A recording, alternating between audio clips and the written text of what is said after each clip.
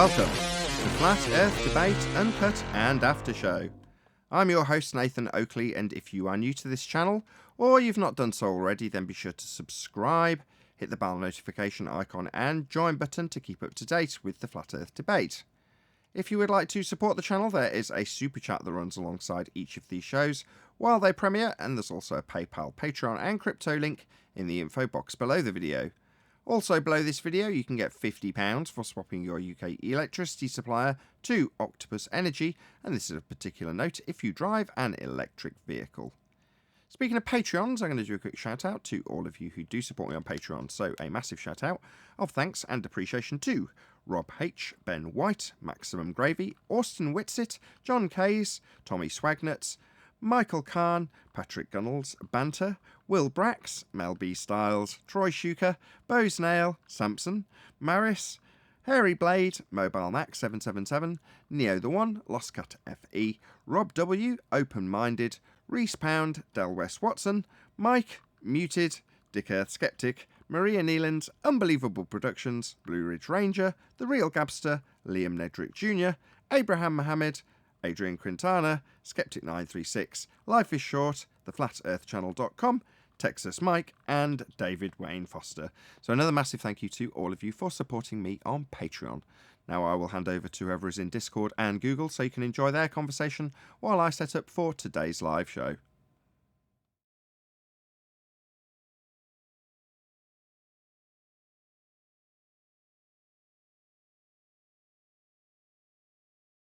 I know you like the laid-back shows, but I like when people come on to try to win Bitcoin and get destroyed. I love it. Okay. Fair enough.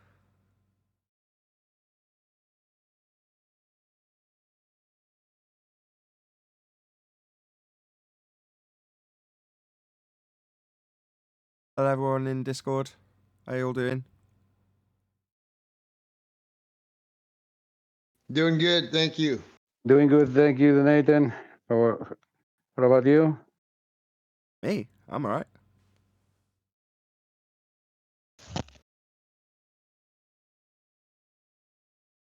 No complaints from me.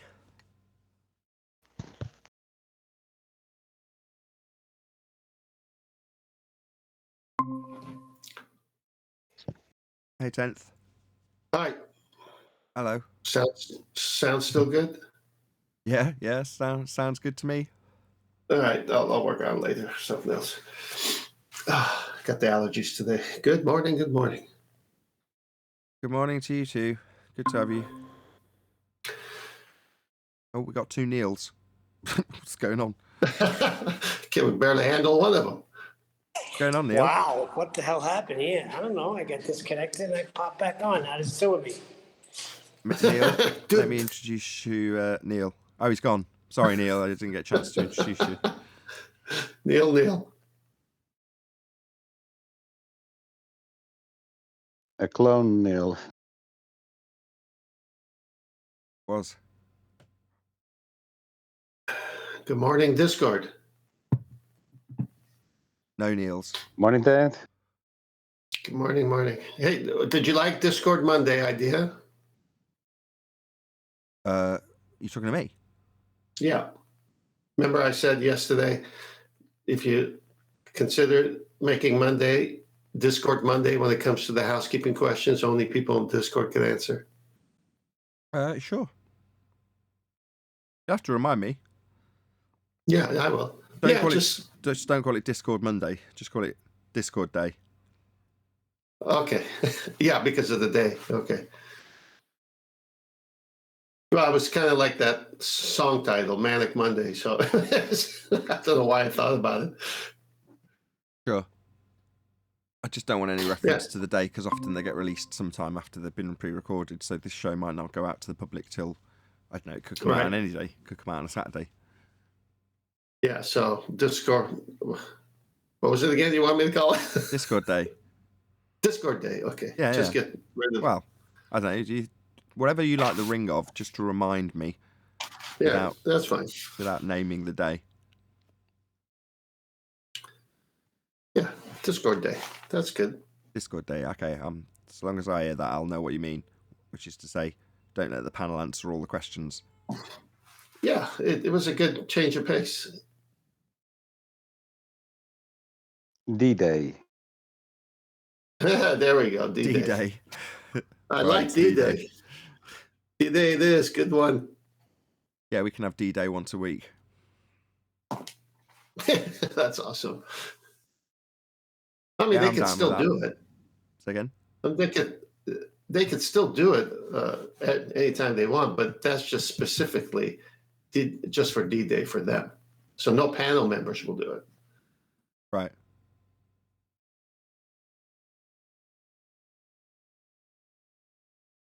Can I join in?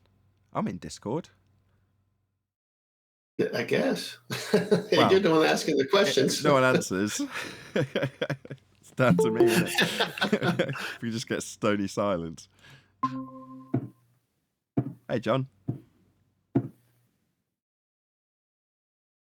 Hey, how y'all doing? Very Hey, well. John. Good morning. Getting to see a lot of you recently. Very nice. Yeah, everybody in the house got sick. It's like maybe it's the COVID or it's the flu. I don't know, but you got one house full of sick kids and can't work. Fair enough. Oh, do you work from home usually then? Oh no, my job's necessary, so I can't work from home. Oh, my job's necessary. Thank you very much for that.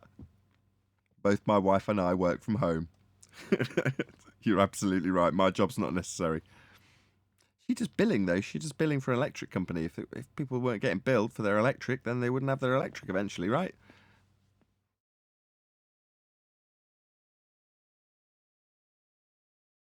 I guess that's debatable, yeah. Good answer.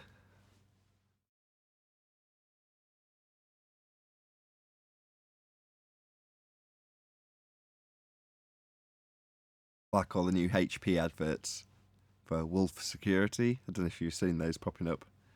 Where they show a guy, I think it's Christian Slater, who's supposed to be the hacker. And he's like, check out this kid on his PlayStation talking to his mates. He's an easy target for me to make my way into the big network. Ha ha ha. Look at this woman with her printer. Stupid printer connected to the network for me to get in. Ha ha ha ha. Take it none of you have seen them. No, I don't really get to watch much TV. No, this is on YouTube. I used to. I don't have a TV, but this is a YouTube advert. Oh, really? I ain't seen it yet. I'll try to find it. It might be aimed at a British audience. I don't know. It's for Hewlett Packard, so I would imagine it was a worldwide advert.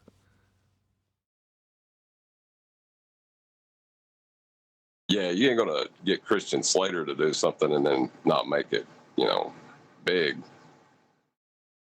Yeah, and HP are enormous.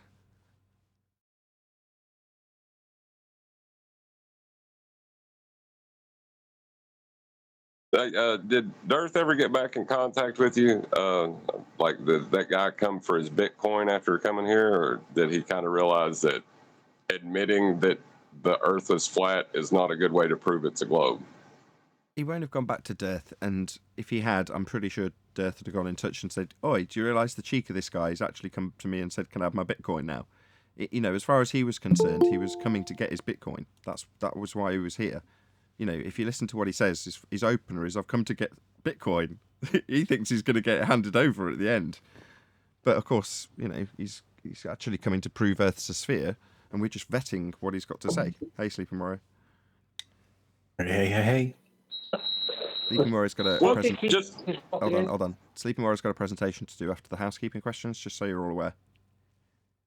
Yeah, that means don't fucking interrupt Neil, you cunt. No need. No need. Yeah, the fuck it is. I'm only joking, Neil. I didn't mean cunt. It is I'm only true, though. joking. Well, I Neil, don't want didn't mean cunt. Yeah, between Neil and Alwyn, they can devastate a good pun. said, I don't think that guy knew he was walking into the Bitcoin, dude.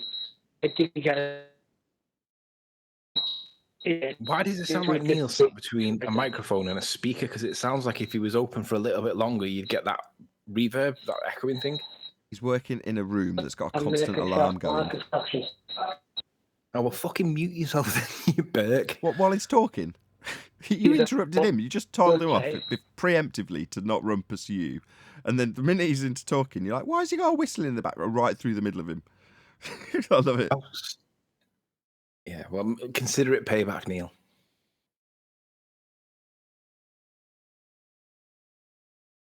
Go, Neil, go. Well, go. not to change the subject back or nothing, but could you imagine if one of us was, say, you were in a debate about the creator, and take it, out of the topic we were in, and your first line of reasoning led you to say, okay, well, for the sake of argument, I will agree that the creator does not exist. People would laugh at you. To his credit, that wasn't his opener. No, it wasn't his opener, but it was his first line of reasoning. Yeah. I mean, had he been in front of someone else, that may have gone differently, though.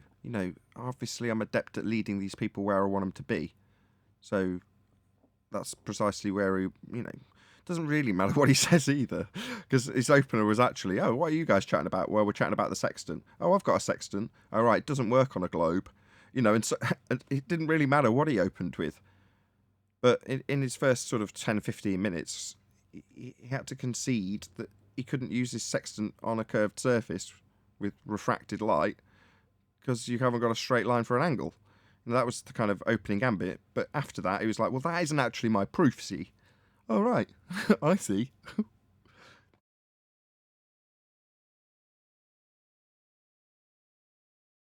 But for my proofsy to work, I will concede that Earth is flat and contained. Now, can we get on with my proofsy?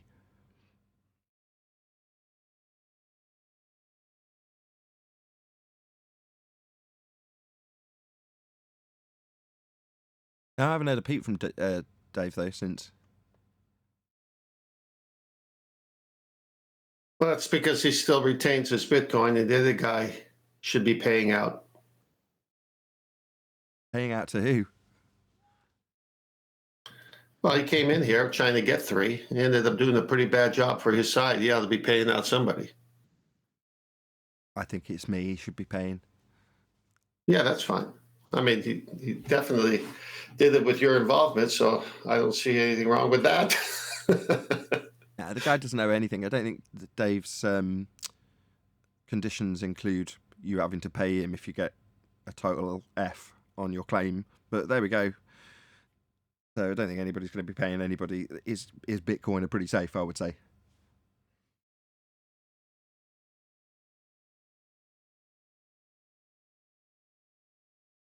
Well, it was interesting that it took that to get that guy in here. Would he have come in just for the topic itself?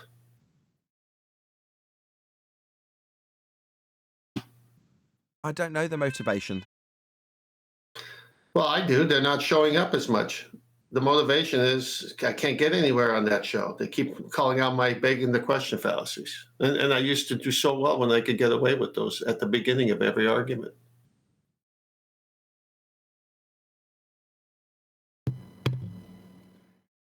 How's your computer going, 10th? It's going fine so far. That blue screen came on again, but I'll give that guy a call again. I just turned it on. Call again. You shouldn't be getting blue screens. No way.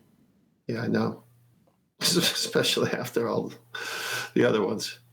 I know. You've had the most look I've ever known. Thanks. You're not one of these guys that carries a static charge with you and it arcs every time you touch anything metal, and every time you get near your computer, it arcs to your computer and blows it up, are you? You're not one of them. No, I'm not a Marvel guy. I'm not one of these superheroes.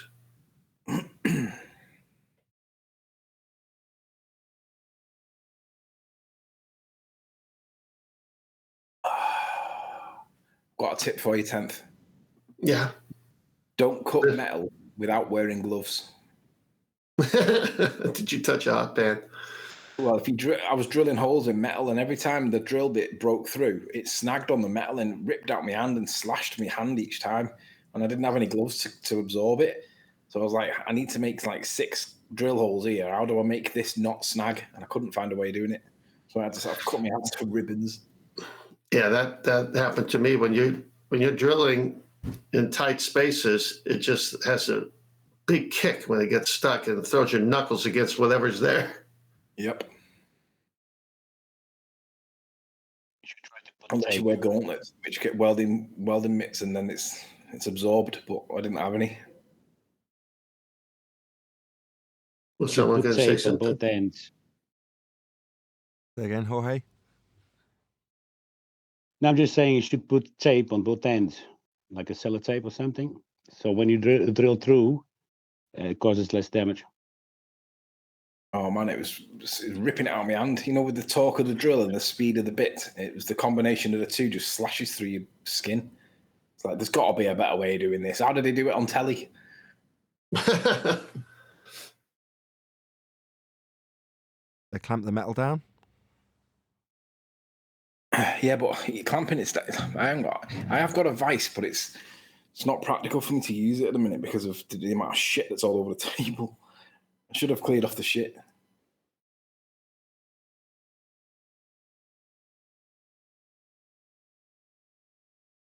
Just see metal workers and woodworkers that are watching this just shaking their head right now. There we go. Yeah. That's it. It's a classic example of having all the gear but no idea, because I've got the drill bits and know how to do it, and then I just don't apply any of it. You end up just putting it in your hand instead because you can't get to the vice.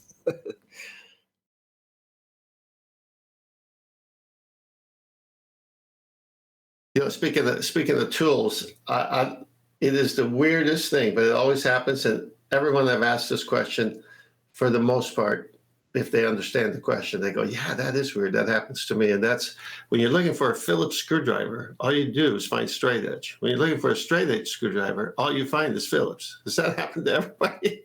Yeah, the modern version of that is when you get a USB plug-in device and you try plugging it in, you never get it right the first time. You always have to turn it upside down. Then when you try putting it in, you still get it wrong. So you go back to the way it was in the first place, plug it in, and it now goes in. That's the equivalent in the modern version.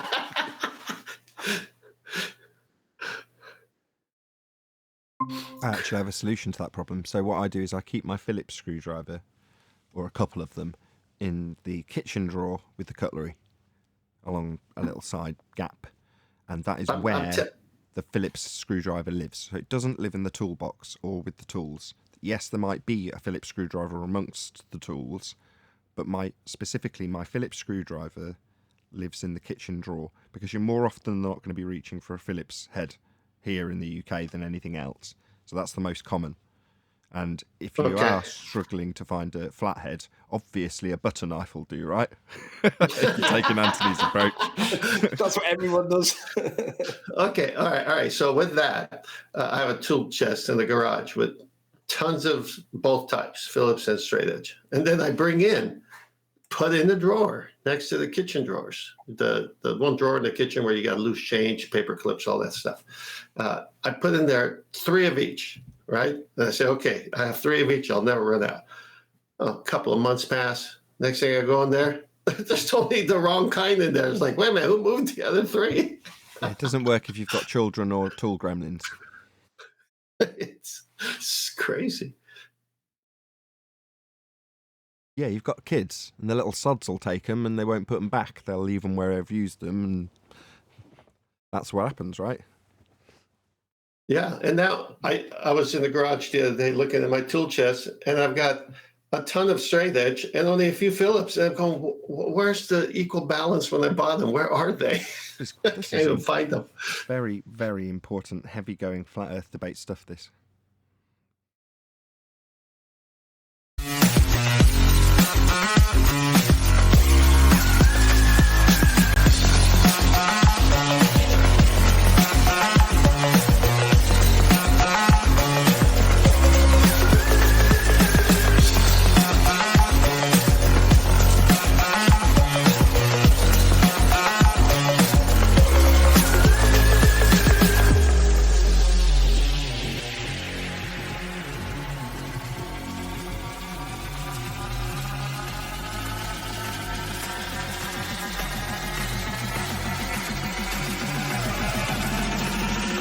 Welcome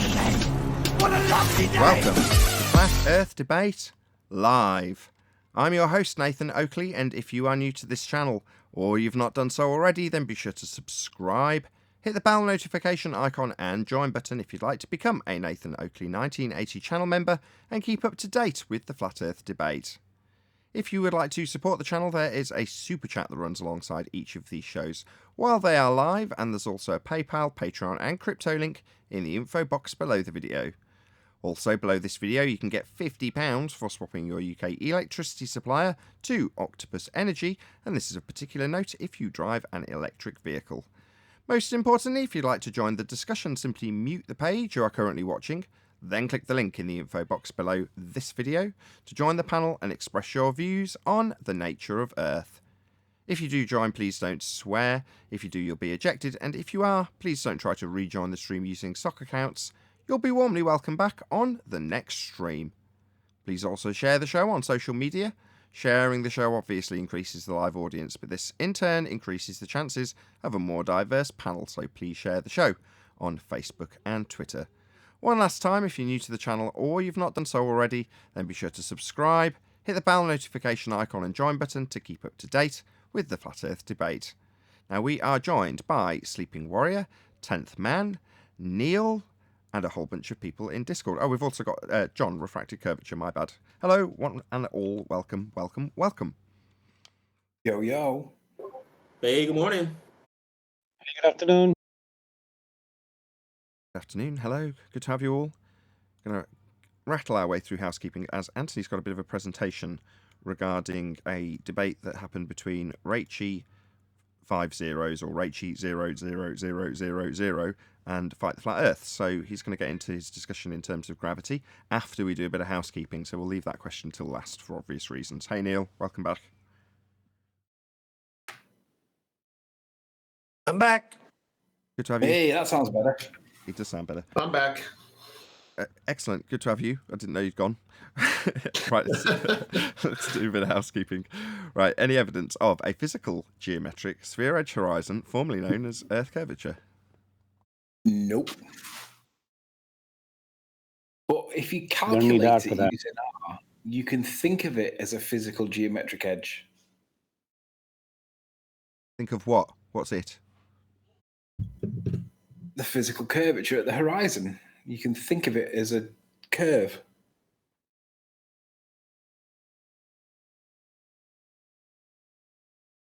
How are you calculating it without measuring it? Anything. We'll just calculate the curve into existence, and then you can think of it as a curve. You need a radius. He's back to saying it again. Yeah, we'll assume it. Imagination lands. It being the horizon. Yeah. The horizon's not Earth curve. Well, the minute No, but you can think of it as Earth curve. If we assume R, then calculate it. Maths is reality according to Red's rhetoric, right? So if we calculate it because we assume it, then it becomes a reality, does it not? No, Black Swan. no, the minute it exceeds the geometric limitations, you can't assume it anymore. All right, yeah, but then we just added our band-aid called refraction, and then that fixes everything, and we can just infinitely vary it as much as necessary, always so that it appears to be flat again, I might add. Never that it goes beyond that or still slightly curved, always flat. But we can adjust for it. But then you lose the measurement that you're basing it off of. Precisely. What measurement? We're basing it on this. This is on maths. No. Your maths is basing the R value on geometry. Just flat out, straight mathematics, if you like, geometric in nature. The moment you say it's refracted, then the reality that you're basing that refraction on, that would be a curved surface with terrestrial refraction at 7/6 or whatever variant of the R value, requires you to have measured R in the first instance. That's John's point. If you say refraction, well, you're destroying the very measurement of the geometry because you can no longer measure it. Nah, just assume it, calculate it, and then it becomes a reality if we say it enough. My favourite in the chat is when this conversation comes up, normally following a conversation about the sextant. Where'd you get a straight line for a sextant? Well, we just look and we see and we get one. Black Swan. Globe debunked. That's the shorthand version. The longhand version is, how do you get a straight line for the sextant? Well, how does the sextant work? It looks at the horizon and that gives you a straight flat baseline. Earth is flat, that's the only way that would work. You ask a glober where they get a straight line from, and they say, well, we could just get a straight line of sight. That would be a straight line to, in this instance, the horizon. Now, the black swan would have the horizon at a fixed location. If you've got a straight line to it, it becomes geometric. That's what you're doing with the triangles for triangulation. You're using pure geometry. Well, their pure geometry relies on an R value that has a capability of being measured. Now, when they say straight line to the horizon for a sextant, oh, right, well, we've just had 21 months of you telling us it's refracted. Never a straight line to acquire. Always refracted. That's your explanation for the black swan. So it leaves them in the most cognitive pain to date I have seen in chat sessions. So as the Uncut and After show goes up, I'll often be sat in the chat monitoring it. I won't necessarily always chat, but I am always there monitoring it for the most part. And I see this conversation. They say that they can get a straight line for the sextant, and then when you point out that their lines are bent, they don't know what to do. They don't know how to get around the fact that they've now recognised their own paradox. One of their rebuttals is straight line to the horizon for the plane geometry in triangular form that is needed when plane sailing. So they just say, well, we just get a straight line. We just use the tool as intended. Straight line to the horizon, right? That's how it's intended to work for triangles with flat bottoms. Oh yeah, you've just told us it's refracted black swan. Well, we just get a straight line. You've just told me it's refracted black swan. Well, it's a refracted line, so sextant doesn't work on a globe then. And so you go round and round in circles with their cognitive pain very much on show. It's embarrassing. Well, Yeah. Virus is saying in chat that you're lying, and it works the same way. We get a straight line like you all do, he's saying there. And then he says the almanac gives you corrections. I love this sextant argument, Virus says. Really? I mean, Corrections for what? If he's getting a straight line, what does he need to correct for? It's the funniest thing in the world. There's so much cognitive there. Yeah, there's so much cognitive dissonance in what he typed out. It's crazy. Right. Well, see, the thing is, both sides admit, both sides will admit that it's locally flat, right? Everybody agrees that it appears flat on both sides, whether they want to say it now or not. That's within their rhetoric with the tangent plane. So we measure it flat locally. Well, you need to measure curvature to counteract that measurement. And the minute you say refracted, you've thrown it away. So all you measure is flat. Yeah, you've highlighted this a couple of times, John. Well, their locally flat argument, if they employed that, number one, they'd have to employ it before the black swan had come into existence, and you can't go back in time. So that doesn't hold water anymore because you just say black swan. If they say, oh, well, I take a locally flat geometric horizon that was formerly Earth curve and assume that that's actually a flat line going out, not dropping 8 inches per mile squared, because tangent planes, that was your excuse. We won't get into what a tangent plane is, but yeah, we'll just say for the sake of argument, we swallow that. I go, okay, so you as a globe earther accept local flatness.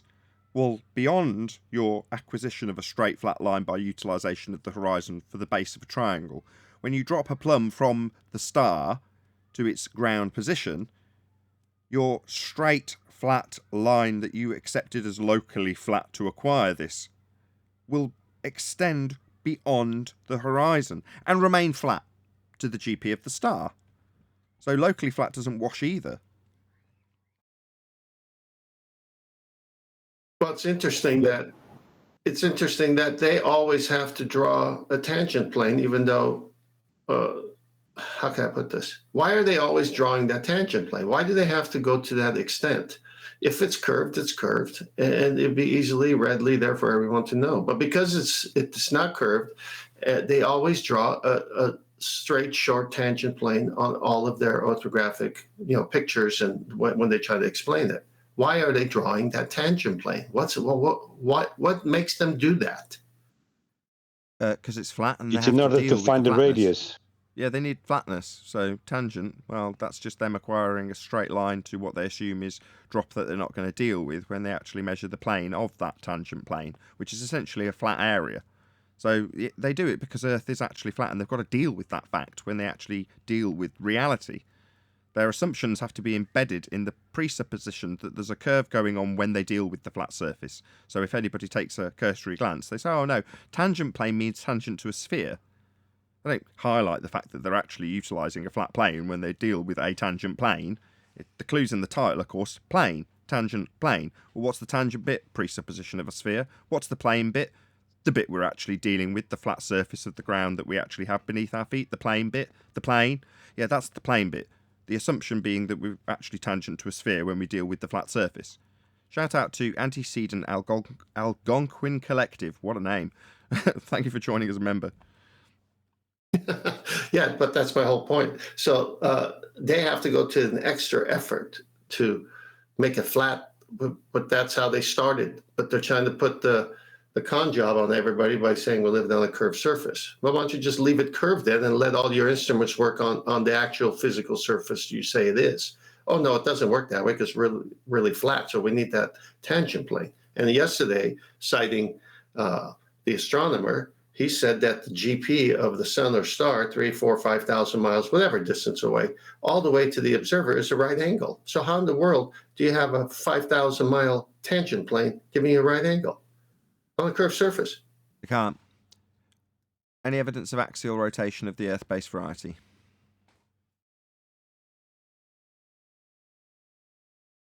You're going to need R for that. Any evidence of the R value? Black Swan. Debunked. Say again, Jorge. Black Swan. Indeed. Any evidence you can have gas pressure without the necessary antecedent of a container? Impossible.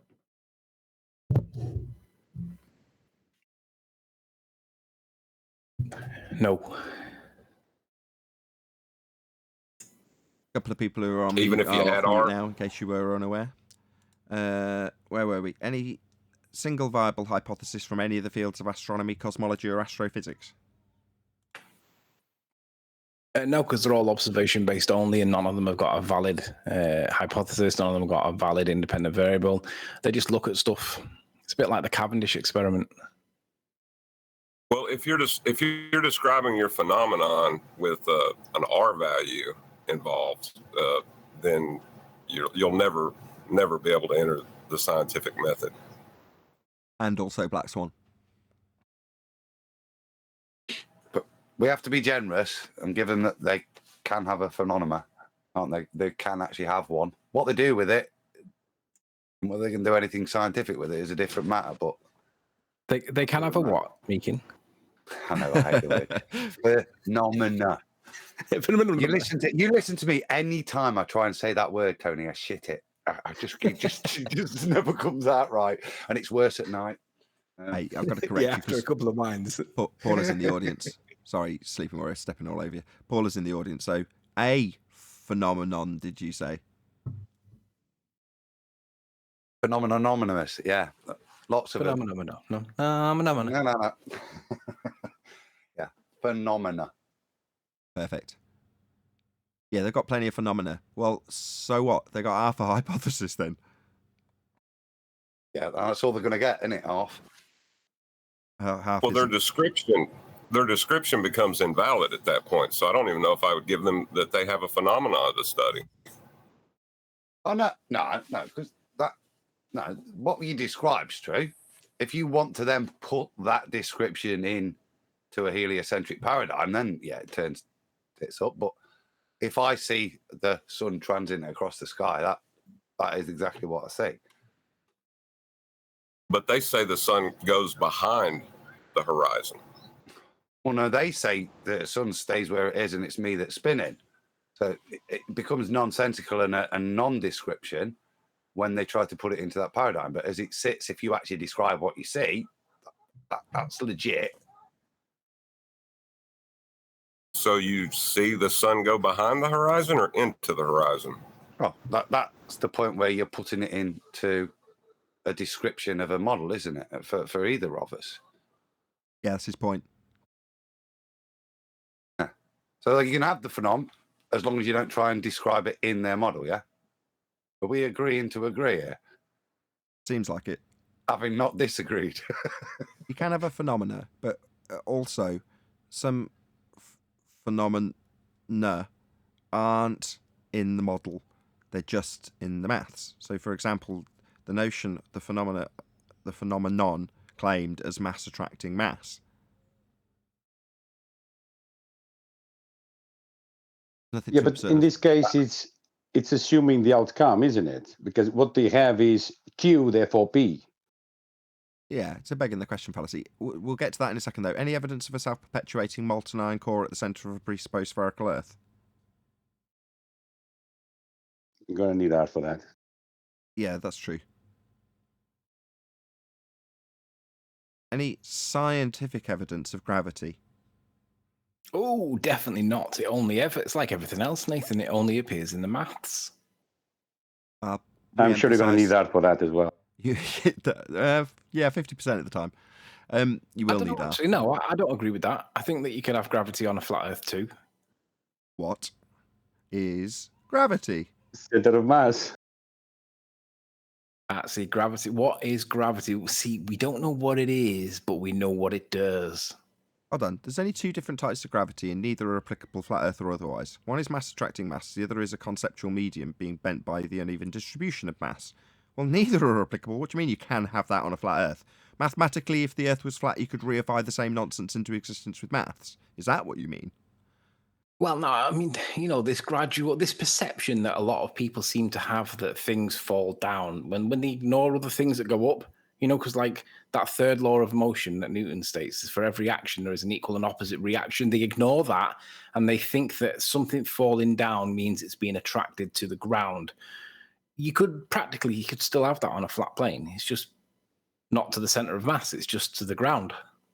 Okay, before you launch into gravity. Yeah, indeed. Before you launch into discussion about Raichi 0.00000 and Fight the Flat Earth and their discussions in regards to gravity, I'm just going to give a couple of qualifiers and then hopefully you'll launch in off the back of that. So, number one, we've already covered, which is to say there isn't any scientific evidence of gravity. So there's no phenomena and there's no reification of the mathematical description that only exists in pseudo-4 space. So neither of these two things are applicable. I just want to get that out of the way immediately. Further to that, the laws of motion of Newton were not right. And when Anthony's detailing them in the next 15 to 20 minutes, I want you to appreciate that he's working within their paradigm. So he's criticising what they think the claim is versus what the claim actually is, notwithstanding that gravity, A, isn't a force, B, hasn't got a phenomenon of mass attracting mass, and C, we don't live in pseudo-4 space. So all those things are notwithstanding. So when Anthony discusses it, it doesn't mean he's conceding that those things are true. He's just laying out the paradigm. So I don't want to hear any crap from people in the comment section telling me, so Anthony accepts that blah, blah, blah, insert his version of what is being claimed versus the version that's being argued. I don't want to hear it. That's my qualifier. Hopefully everyone else will pop themselves on mute while Anthony launches into his discussion about the show he watched. I didn't yesterday at about midnight UK time. Is everybody on mute? You ready to take it away, Anthony? Yeah, I'll just quickly screen share. Oh, the screen sharing. Oh, God. So I can't just go and get a brew.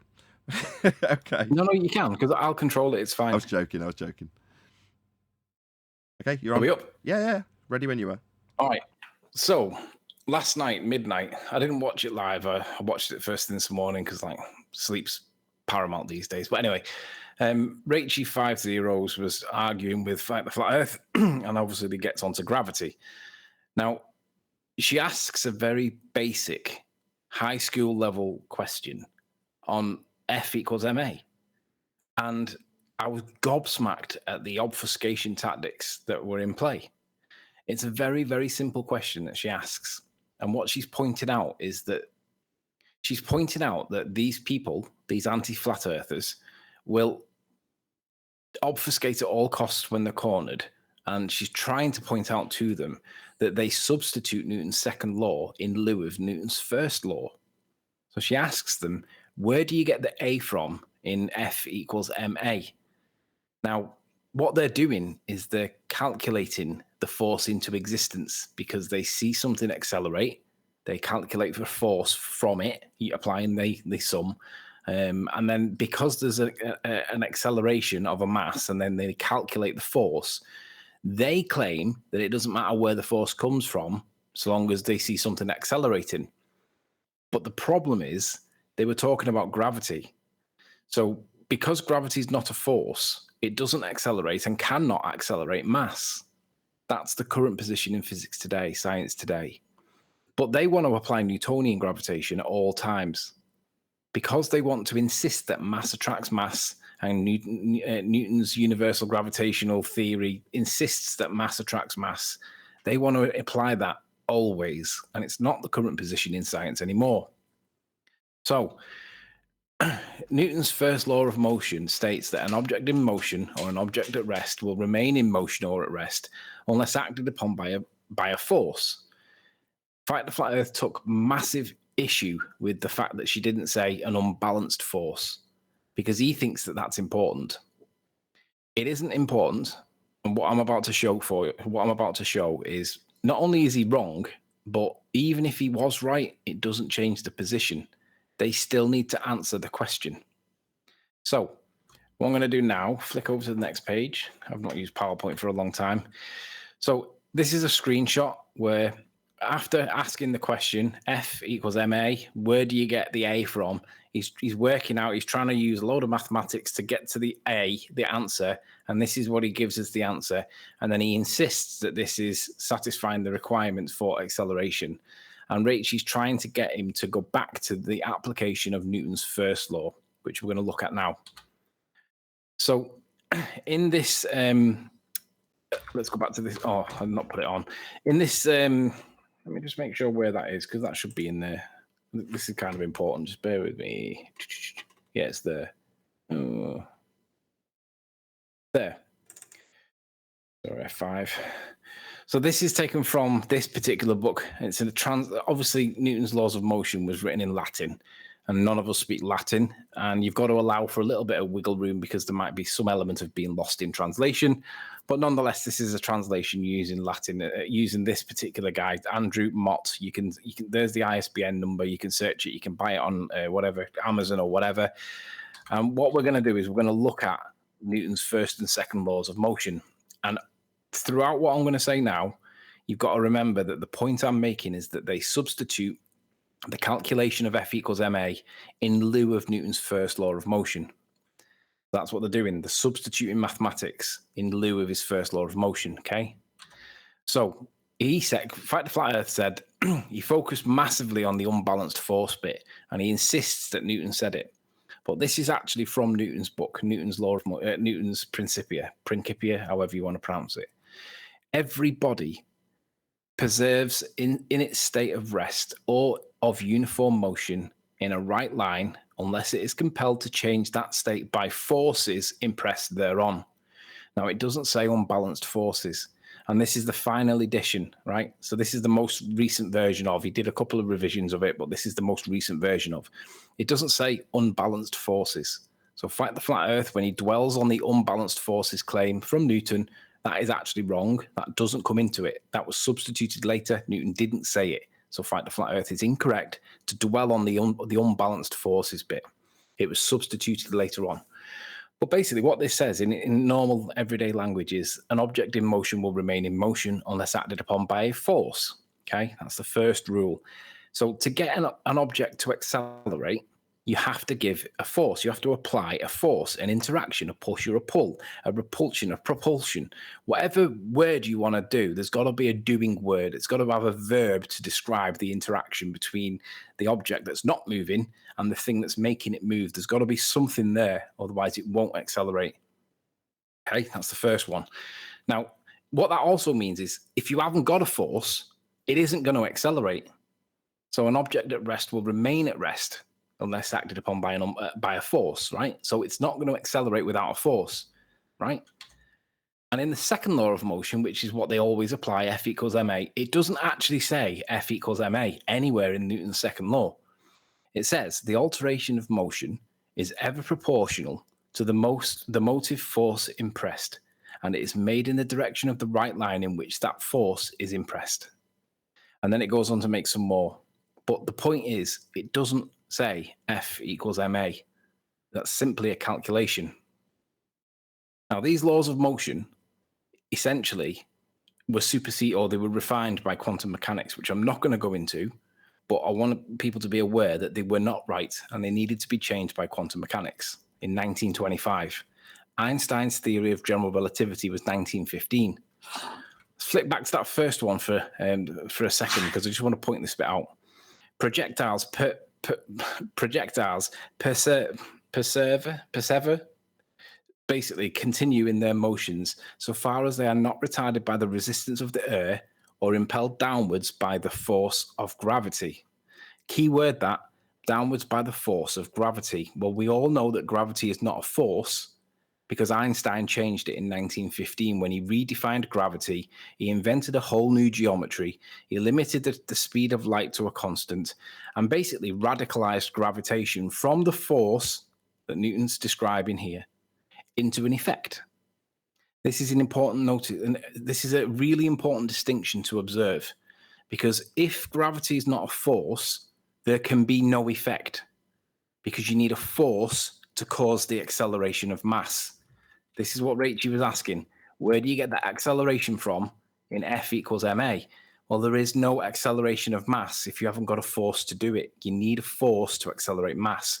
But what they're doing is substituting a force, and they're calculating the force as though the force exists.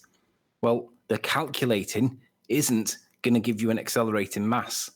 You need a force to do that, not a calculation, not a load of gibberish. Doesn't matter how eloquent your equations are, be them Einstein's field equations or fight the flat earth scribbling on a whiteboard. Doesn't matter how good your maths are, that doesn't accelerate mass. You need a force, not a calculation, force. So what these people are doing, and Rachel had them totally cornered, right? She had Blue Marble Science on, and he was explaining to her how he did the Cavendish repeat, and how he was, and she basically said to him, "What's making the balls accelerate?" And he's saying, "Well, it's obviously something that looks and acts like a force." And she said, "Well, what force is it?" And he can't answer that question. So these people will do everything to stop them from answering that question because their answer is gravity. But as we know, gravity is not a force. It was replaced by Einstein 1915 as an effect. Now, let's just push Einstein a couple of steps further.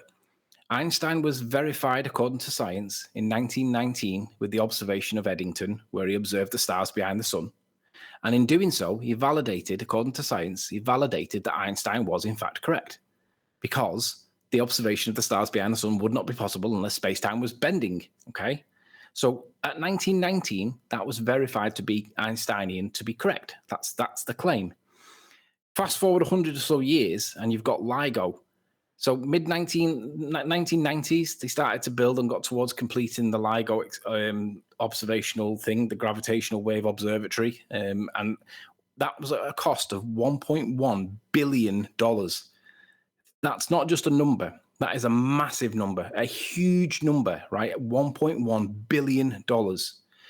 It took them 10 years and numerous false claims, false starts for the observation of gravitational waves. If LIGO detects gravitational waves and it's supporting Einstein because it's gravitational waves, Newton didn't have gravitational waves. He did have changes in direction of gravity when accelerations occur, but he didn't have gravitational waves, and that's what LIGO is specifically detecting. It proves that Einstein is correct and not Newton. So it goes beyond the Eddington observation, and it is claimed that by having gravitational waves, Einstein is correct and Newton is not.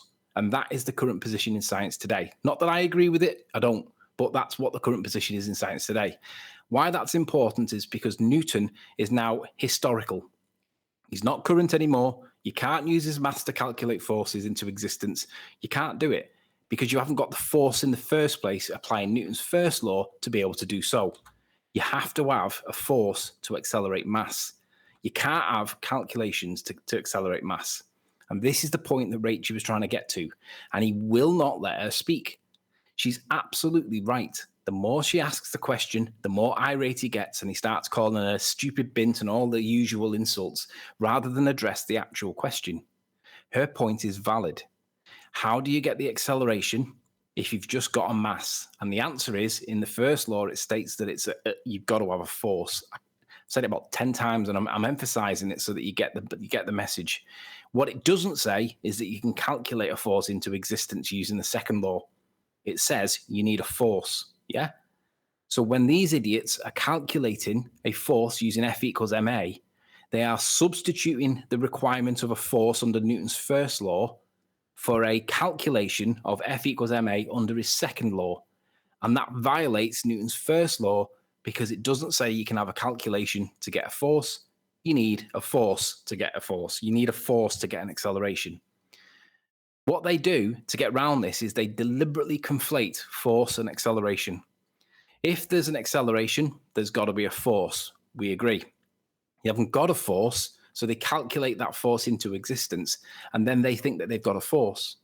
Meanwhile, in the real world, nothing's moving. You need a force to make something to move, not a calculation.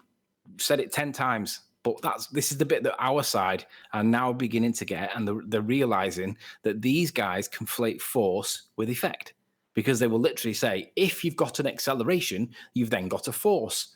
But they don't say, yeah, we need a force to get the acceleration. That's the point that Rachel was trying to get to, and they would not let her get to it. So no matter what she did, he would not answer the question unless he was referring to mathematics. And that isn't the answer. So I'm going to finish with, this is where F equals ma comes from in the second law. It actually comes from his definition, right? His definition states that the quantity of motion is the measure of the same arising from the velocity and the quantity of matter conjunctly. That's what he's describing there. That's where the F equals ma comes from. So it doesn't even come from the second law of motion. It comes from an interpretation of the definition. So 2 points there.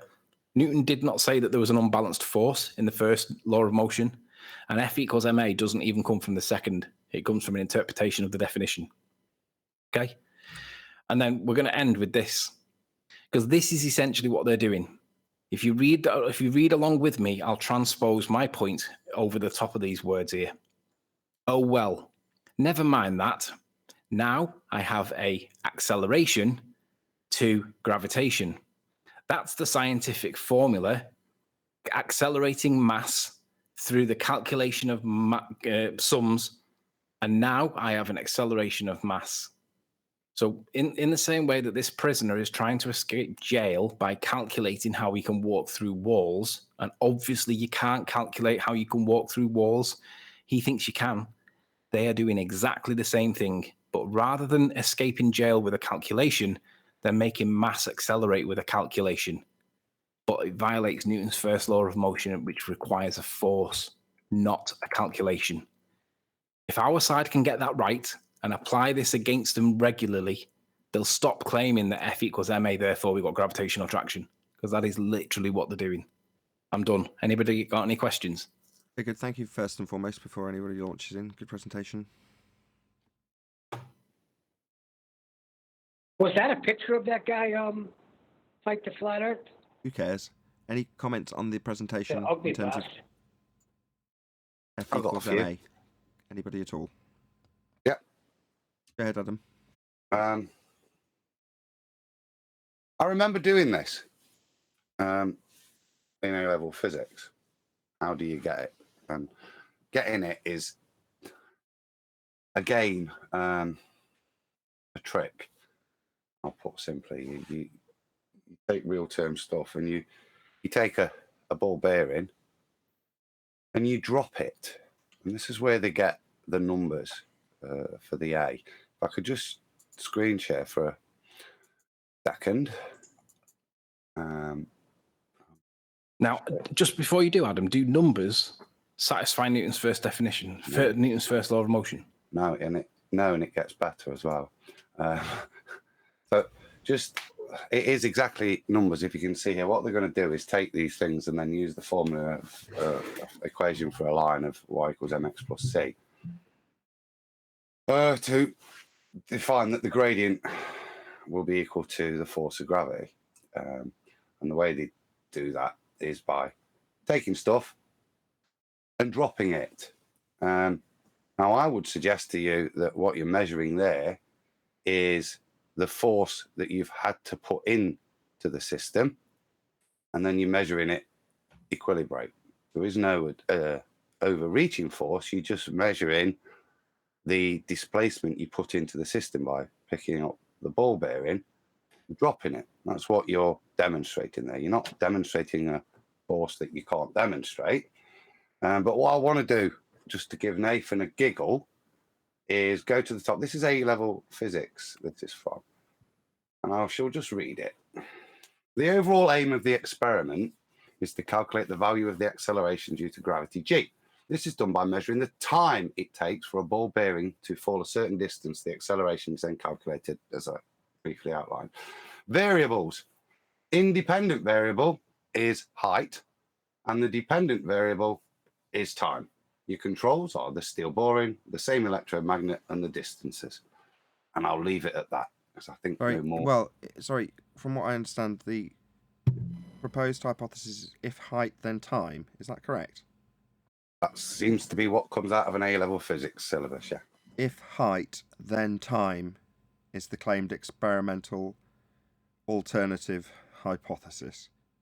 My God, what's the world come to, Adam? Shocking. See, and this is the shit that they're teaching kids, right? Yeah. And I heard Conspiracy Cats recently attack Spurs Chemo, and he said, you have no idea what they're teaching kids. And that's a valid point. We're not kids. We're not in school anymore. So what do they teach kids? And if this is an example of what they're teaching kids, that the independent variable can be height, what is height? It's an arbitrary measuring scale that we ascribe to the distance between objects in a vertical axis, right? But it's a concept. It's not a valid independent variable. Well, I know they're warning kids about flat earthers. That I know for a fact. Really? Just to round that out, Adam, correct me if I'm wrong, no medium was mentioned. Absolutely none. No. Well, that was another spin-off that I wanted to just add. Newton's first law of motion states that an egg will remain in the middle of its medium unless acted upon by a force, right? It doesn't mention the medium. But if you have the interaction of one relative egg relative to its medium, and you vary the medium or the egg or the density of the mass or the volume of either, then an acceleration occurs. And if you isolate the perception or the perspective to just the egg, then you will say, well, there must be a force there. And we can say, well, there is a force. It's pressure. Pressure is caused by the interactions of the molecules against the walls of its container. And we put more molecules in that medium, and we increase the rate of collisions between the egg, the medium and the surface, and that pushed the egg up. And all of the mass went below the egg. Now, we can satisfy that definition, right? But conversely, if you say, if you don't limit it to just the egg and you take into account all the relative circumstances and include the medium, you don't even have to. There's a problem with Newton's first law of motion there, because it says that an object in motion, an object at rest, will remain at rest unless acted upon by a force. Well, we varied the density of the medium, and it caused an acceleration. And as them lot would say, well, where's the force in that? Well, even though we can say it's pressure, and that's a valid scientific explanation, because Newton's first law doesn't reference mediums, you're working outside of that first law of motion, yet you're still achieving the same result. So the question really is Newton's first law of motion wide and broad enough to account for all of the variables when there are other variables that cause acceleration that he doesn't really consider or account for? And it's a bit epistemological, but it's still a valid question to ask. Anybody from Discord got any comment on what Anthony's presented? Feel free. Any science deniers want to challenge the science that was presented? Wasn't any science presented. Well, any non-science deniers want to question any of the non-science that was presented? Alrighty then. Well, the little bit I did watch, I noticed the other question that he really shied away from was what causes the rotation of the Earth, right? Because he has to answer the same question. Where's the force?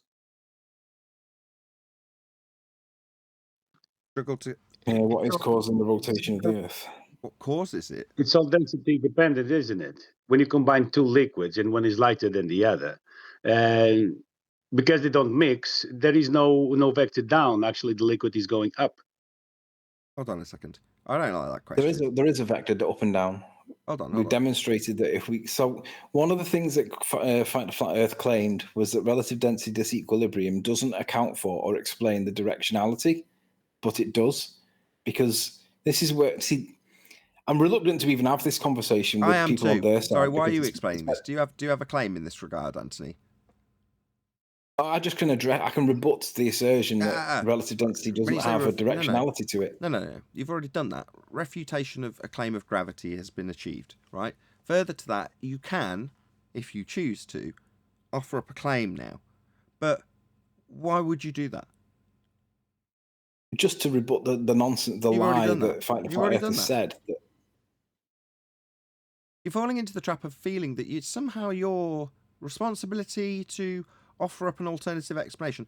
Now, don't get me wrong, I appreciate over the last 2 years, maybe even longer, starting with you and Arwin just discussing the relative density disequilibrium argument in juxtaposition with the gravity argument. That was fascinating.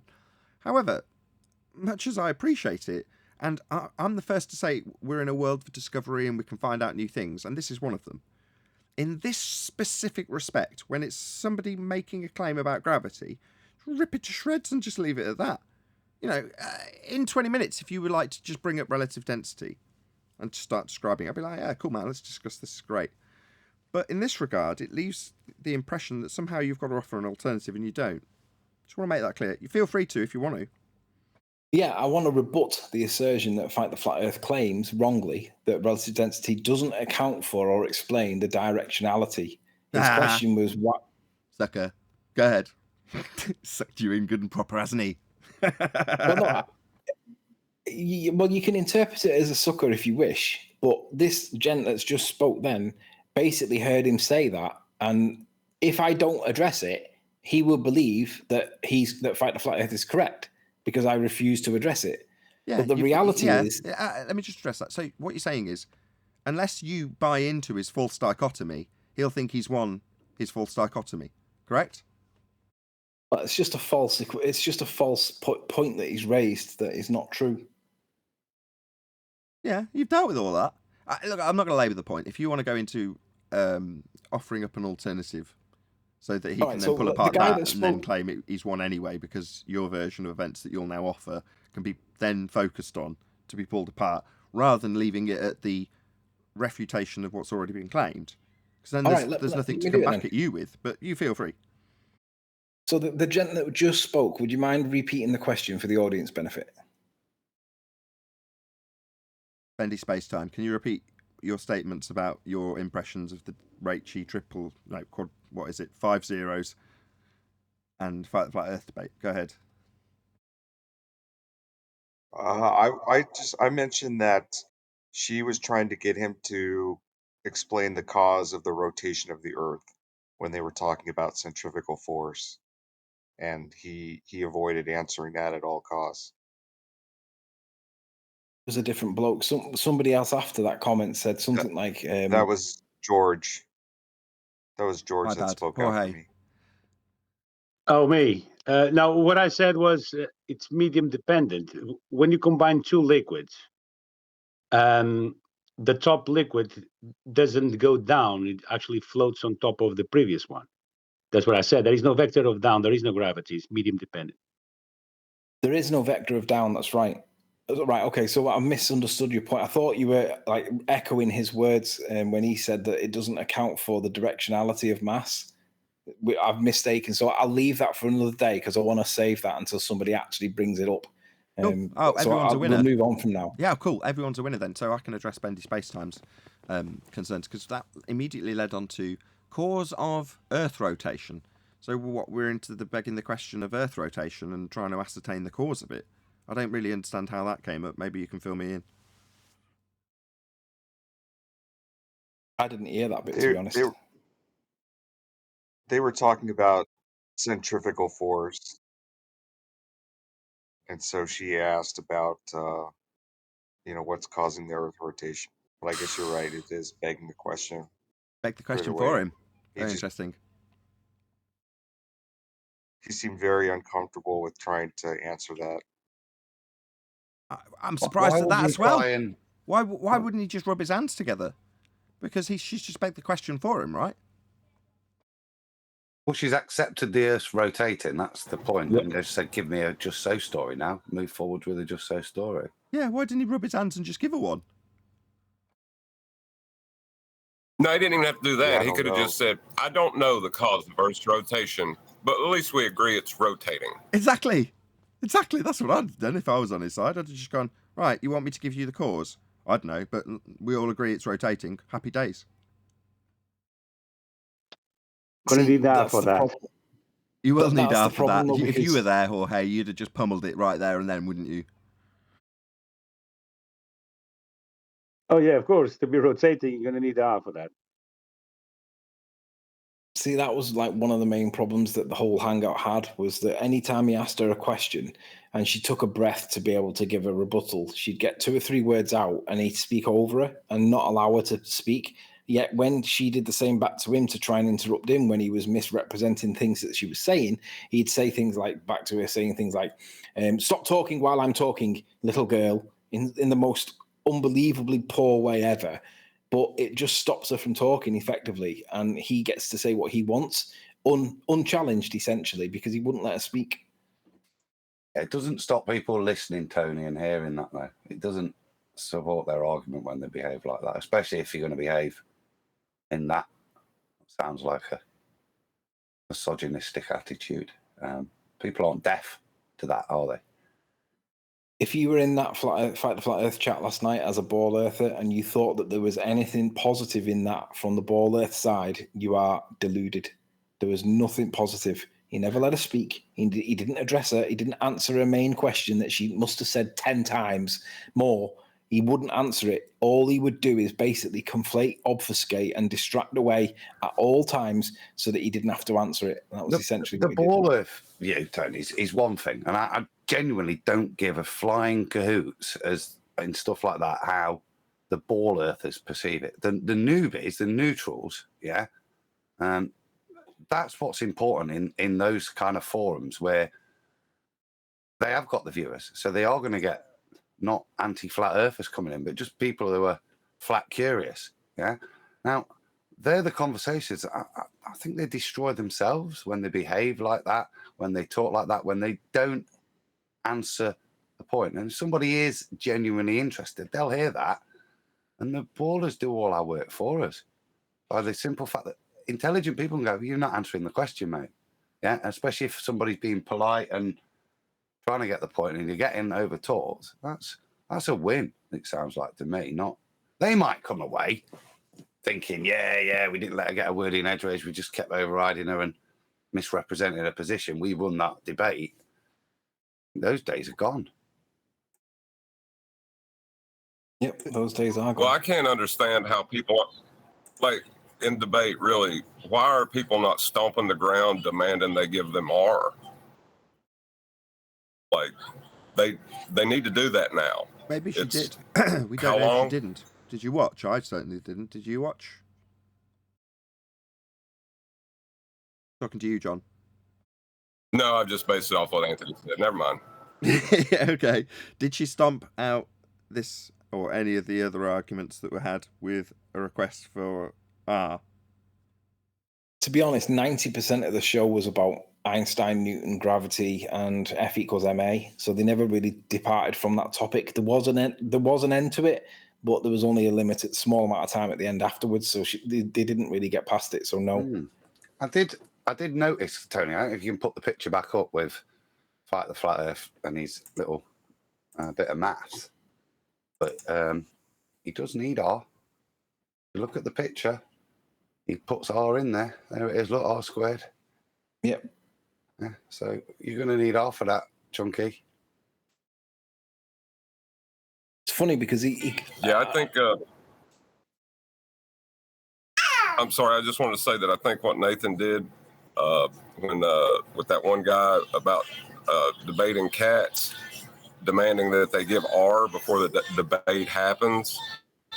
I think that's where flat earthers need to be at. We need, like, if you're wanting to debate somebody, they need to have R before they can beg the question.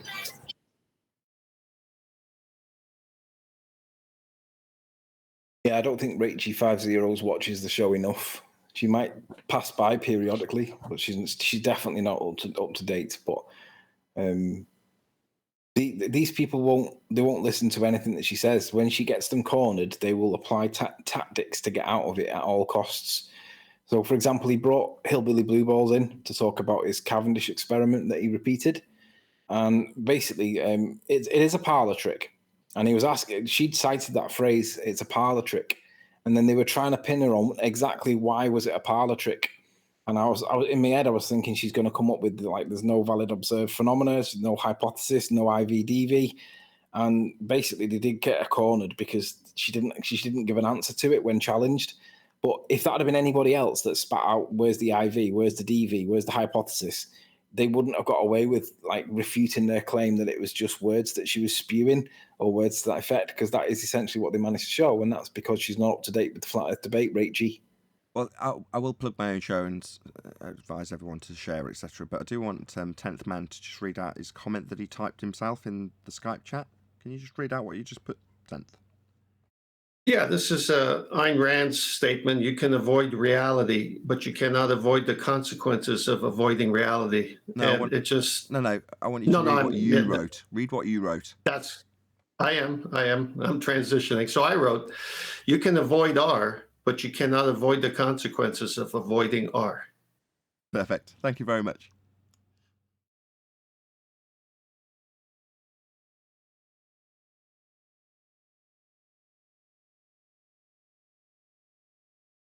The greatest fairy tale in the world, and it ends the moment you ask them where they got the radius from. That's the point in that maths, John, that I was saying. They've gone very clever on Rachie there. They've gone straight to mathematics and done a nice bit of deriving and jiggling and reorganizing the formula. But fundamentally, they've put an R in there, and she can reject it at that point, yeah, unless Nathan demands. Where'd you get your R first? If you're going to use it in something, I think it's perfectly reasonable in 2021, if we're going to use a constant in a formula, that it's validatable, that constant. And it's fundamental if you're going to use that bit of maths, that you have to use R. Therefore, it's perfectly reasonable to define it. And if you can't verify it, then there's no point carrying on with the derivation, because it's just not based in reality. It's just numbers. Right. These are powerful words that are coming out of Adam's mouth, and I want to stress that, because the turnaround was stated, it's probably 18 months ago now, it was overtly and specifically stated on the show that the tables had turned. Very specifically, everything had flipped on its head in terms of how the debate, the discussion, the argument was going. From feeling like you're fighting a losing battle as a flat earther, the odds being stacked against you, society being stacked against you, and your debate opponents being stacked against you, to the complete antithesis of that. I don't concern myself in the slightest with this discussion anymore. I don't lose any sleep over it. It doesn't faze me. And we're winning. There's no arguments that we've left unturned. There's nothing that we haven't covered. And as a consequence, we don't get that many people coming in to oppose what we state.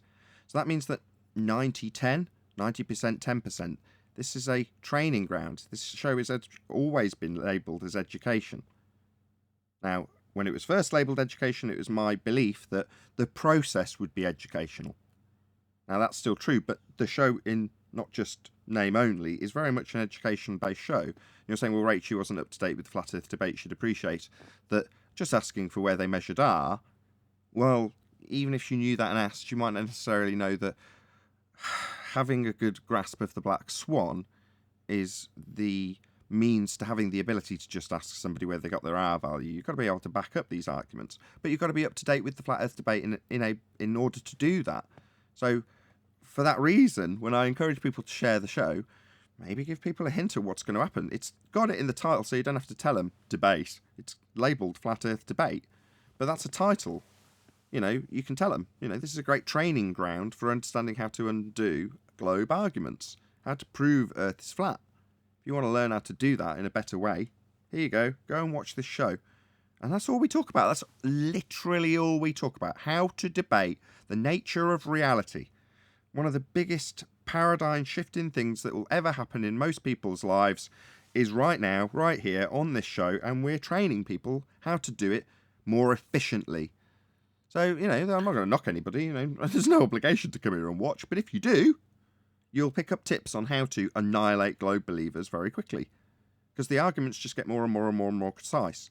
The housekeeping questions haven't changed in, 3 years? Actually, what it'll do is it'll teach you that you don't even have to engage with these blurthers. You don't have to talk to them. Now, I actually said to Rachel last night, don't go on Fight the Flat Earth, because you know more than he knows. He's going to lie, he's going to call you names, and he's going to try and make you look bad at all opportunities, no matter what. If you make a minor mistake on something, he's going to jump all over it, right? I said, don't do it. You don't need to go on there to be able to show that you know more than he does about the topic that he loves the most, because he does. You just don't need to do it. Now, she went on anyway, and I was like, Rachie, there's no need to go on there. You haven't benefited from going on there. But we don't need to be able to talk to these morons when you realize that the housekeeping questions are still valid, and none of them have been able to debunk any of them. It's a problem. We don't, Tony, but they desperately need people, don't they? They need people that, and respectfully to Rachie, that they can try and trip up, that maybe haven't got most of the tools in the box ready to batter them. That's why they don't come here. But what they do need is newer people who haven't got the full argument settled to do it in a debate. And that's what they're after. As you just said, they're just waiting for that one little mistake, and they'll jump all over it to prove that the earth's a ball because you've made one little mistake. Well, nah, sorry, Muppets. Yeah, I don't need you. I know they'd be desperate for any of us lot to go over there and make their best rating shows ever. And that's, they're defined by us. The thing is, she didn't even make a mistake, and they jumped all over her. Because she didn't use the phrase unbalanced force, which Newton, as I demonstrated, did not say. They thought that because she didn't say an unbalanced force, they thought that everything that she said could be dismissed, and that's how they treated it. But the reality is, even if he did say it and she made the mistake of not saying it or not understanding when corrected or accepting when corrected, it doesn't change the point, which was successfully obfuscated by them jumping up and unbalanced. Because the reality is, you can't calculate a force into existence mathematically. You need an interaction that makes something accelerate, not a calculation. Something, you need a verb. You need a doing, something that's doing, you need a verb to do that, not a calculation. So that point then got successfully obfuscated, so that they couldn't, they weren't made to answer the question, well, what made Cavendish's Hillbilly Blue Balls Cavendish test? What made his balls accelerate? And with that, I'm going to say a huge, massive, enormous thank you, first and foremost, to both Discord and G+ panels for making today's live show possible. If you are watching this on either Nathan Oakley 1980 or Nathan Oakley Premiering streams, however, stay tuned, as there will be an after show to follow. If you are watching live, this is where we bid you farewell. So a huge, massive, enormous thank you to all of you who smashed the super chat, liked, commented, shared, subscribed, and all that good stuff. Also, below this video, you can get £50 for swapping your UK electricity supplier to Octopus Energy, and this is of particular note if you drive an electric vehicle. I've been Nathan Oakley. Stay tuned if you're watching on a premiering stream, and I will see you all in the next video.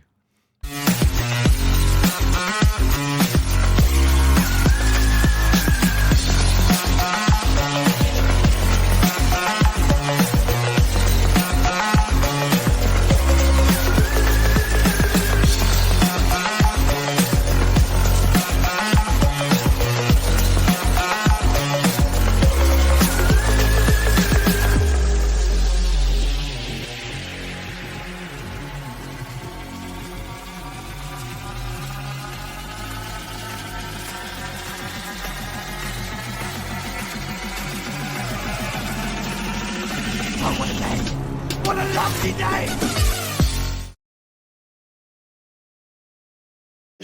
I think that's brilliant. That's brilliant. You need a doing thing, something that's doing. I was just going to say, when Newton looked or wrote the Principia, he was wearing the paradigm of heliocentrism around his eyes. So he had ascribed the force where one didn't, he observed a proportionality and ascribed a force to it. Yeah. Which that's the problem. Is like we both both sides realize something's happening. You know, having things return to equilibrium, but they want to ascribe a force to it outside that, you know, created the universe in their minds. Yep. And the other thing with that is if Newton was to look at that egg test, and he was to look at the egg test from Newton's perspective, he would look at the egg test, he would isolate the egg, and he would say that the egg accelerated because of a force, right? And we could then say, well, it's pressure. But then we would say back to him, well, did you account for the fluctuation in the pressure, in the gradients, the medium? And he would say, no. Yet that was the thing that was adjusted or varied in the test. It was the varying of the medium that caused the acceleration in the science, but he doesn't consider that in his laws of motion. But if he did do that, then he'd be like, maybe my law of motion is incomplete because it doesn't take into account the medium. If he then changed his law of motion to account for the medium, then we would have relative density. But he didn't do that, did he? So it's like, well, I could just say, well, Newton's laws of motion don't go far enough because they don't take into account the effect of the medium, which is scientifically demonstrably the case that it does cause acceleration. They need a force. Have you mathematically quantified, because it seems like this is a law you're talking about with relative density, and it seems to be a subset of like an entropic effect. Correct. Second order have you effect. mathematically? Right. Hold on, just before you go on. Yeah. Yeah, I've said this many times. I was privy to a conversation between Adam, Dr. John D, and Quantum Eraser, which took about 10 days, maybe a couple of weeks, and the end conclusion was exactly that. Talking about a second order effect of entropy, therefore trying to establish the cause is futile, but it's essentially just an entropic effect that you're detailing. Correct. Kudos, if you came to that of your own Right, volition. but it seems like it's it seems like like it can be mathematically defined as a law. Do you know anybody that's done that yet, Sleeping Warrior, or have you tried to? It is already. Or, Hold on, I'll answer that too. You know it is anything already. about Yeah, you can. It's part of entropic law. Yes, you can, and yes, it is. It's already there. You've already said it. It's entropy. That is the law.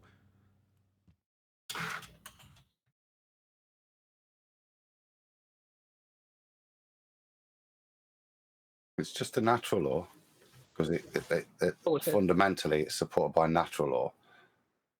You could put some numbers around it, but they would just be observational, a bit like Newton's done. And then you can then criticize it and say, well, those numbers don't take into account the medium. But you can take the natural law statement and apply that.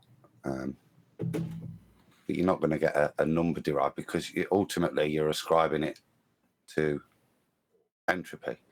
So you're admitting you don't have a cause and effect. You can just push it back to that point where you can say, well, its effects are governed and driven by entropic effects. We can see that. So I can't really put a cause and effect there because my understanding comes from natural law, which is a recognition. However, there is a slight deviation from that. You can ascribe one if you force something into disequilibrium. But then, as we always point out, it's you. You are causing something to be forced into disequilibrium. Now, the same can be true or ascribed when you describe Newton's apple. Well, the apple didn't just start in existence hovering in a balance between breaking off the stalk and falling down. It had to go up first. It had to grow from the ground using energy, and that process took a considerable amount of time to get the apple to be above his head when he came along 100 years later and sat under that tree.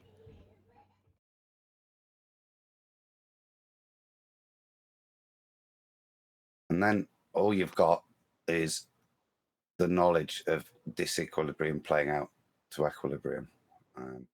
You pick the apple go up there by, natural methods, but once it's no longer sustained there, then the natural equilibrium will play out. If I pick a ball up and let go of it, the natural equilibrium will restore.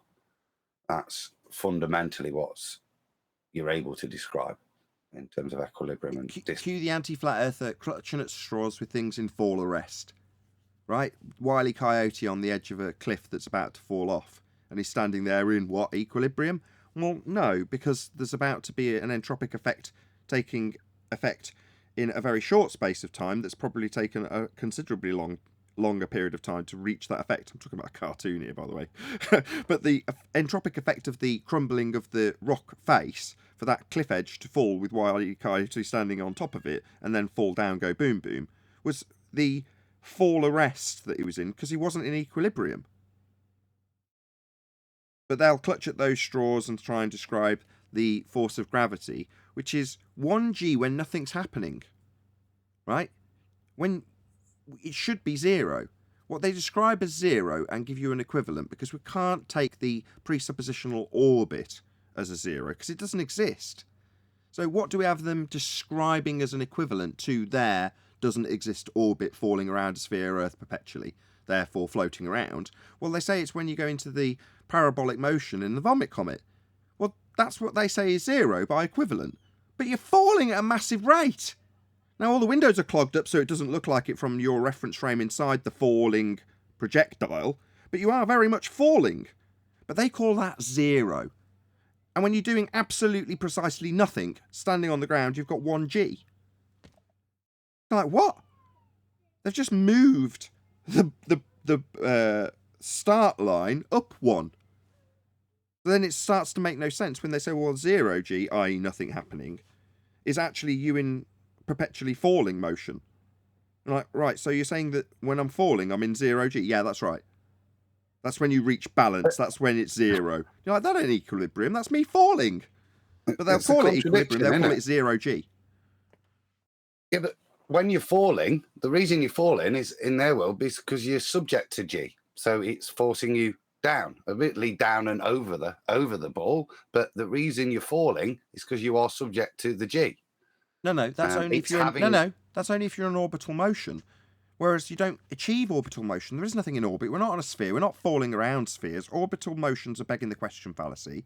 It doesn't exist, right? It's been ascribed to some of the lights in the sky. They strap it onto their phenomena, the only stuff they've actually got. They'll ascribe this mathematical derivation in terms of orbital mechanics. But that doesn't mean we have orbits. We don't. So I'm only pinning on the equivalent. Well, that is an object, most definitely, falling through air. Now, they say that's the equivalent of the effect of gravity working on you as you fall perpetually around a sphere in orbital motion. But you don't experience that, so I can only go by their equivalent, and that is just you falling through air. And they'll say, well, that's the equivalent of you being in 0g. Right, absolutely absurd. They're both in their world, they're both the same. Whether you're arrested at the top of the cliff or fall, you're still subject to the same force, apparently, yet they're attributed different numbers. The only difference is something is arresting you or something isn't, and you're free falling, but the force is apparently the same. It doesn't switch on and off whether there's something underneath your feet or not. Right, let's just draw a line under this until you get to gas behaviour, which just annihilates this garbage, doesn't it? But it just to reiterate the point you first made in terms of the scaling, they use different numbers, 0g and 1g, when it's exactly the same. And the only reason is to reify it as weightlessness, as far as I can see.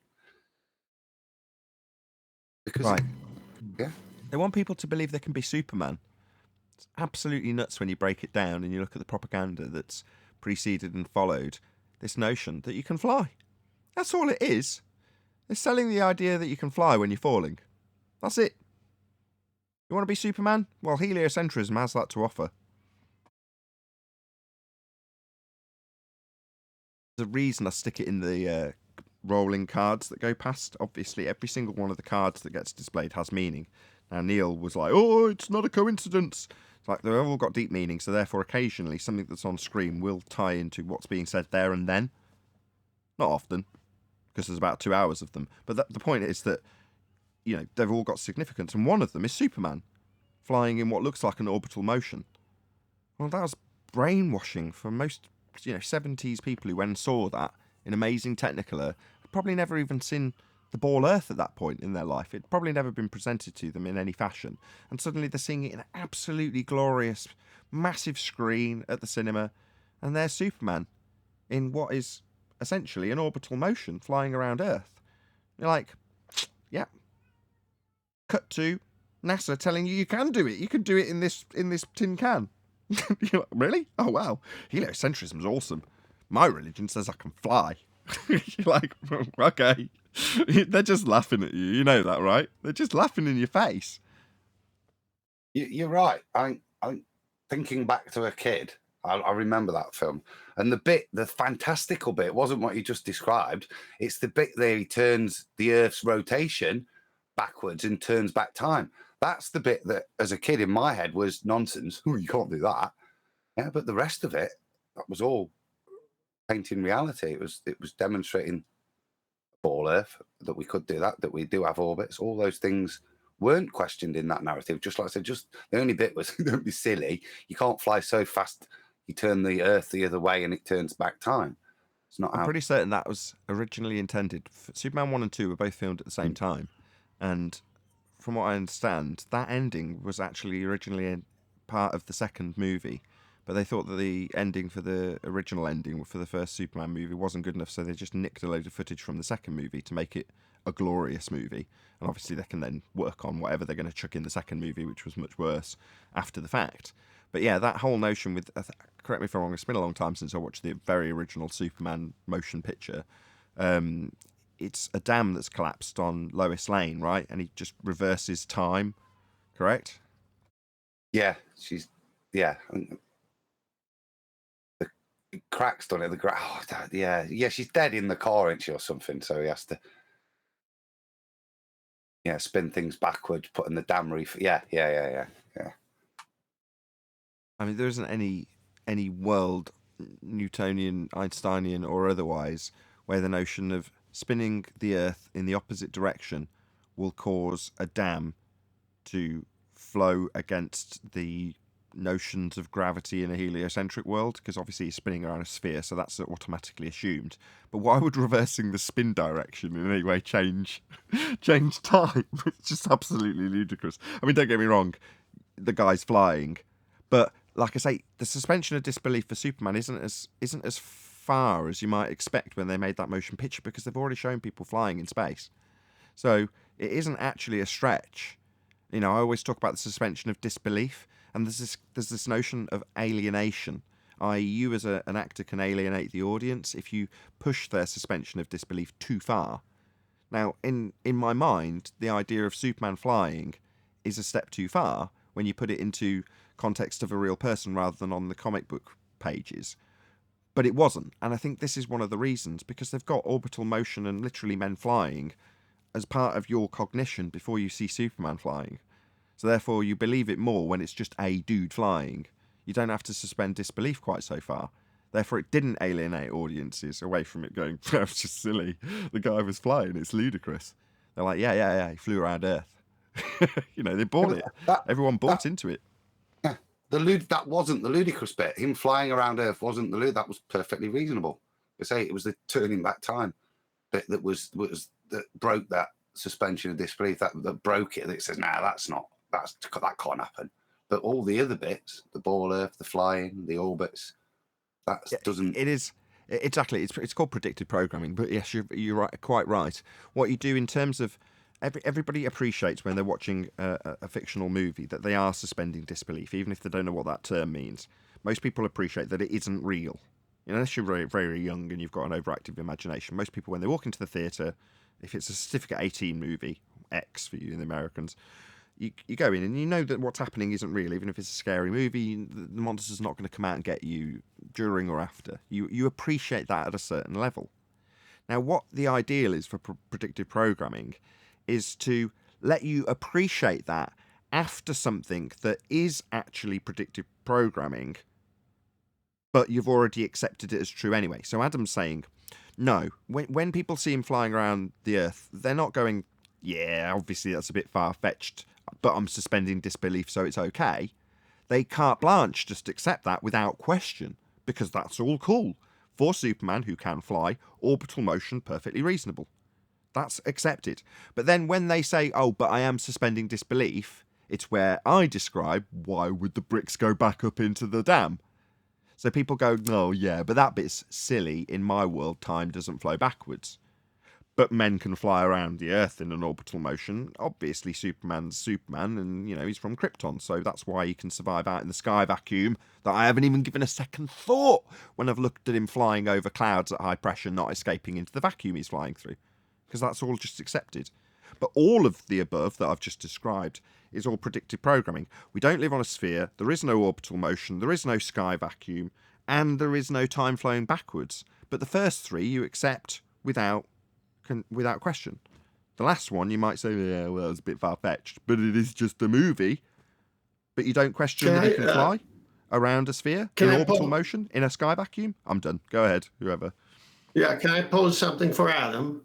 Adam, so if you don't mess around, you're going forward in time. If you fly backwards, you're going backward in time, and bricks are going back up to a building. What if you get to that happy medium where it's not, that Earth in that movie is not spinning? Now what happened to time?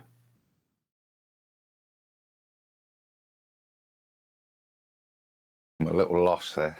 It would stand still. In movie terms, I had to think about it for a second, but that's perfectly acceptable. A freeze frame, essentially. Yeah, exactly. So it's so ludicrous because they're trying to tell you, hey, if you don't mess around, you're going forward in time. If you're able to mess around like Superman, you can reverse time. Okay, well, put it on pause. What's happening? It's dumb as... That's the trick. So your mind's there, questioning, reifying, telling yourself, I'm an intelligent person because I can see through that that's nonsense, whilst underpinning the other stuff that just slips by you, yeah, and then becomes foundational in your understanding. You've accepted orbits, balls, flying people, yeah. Men from let me just add one.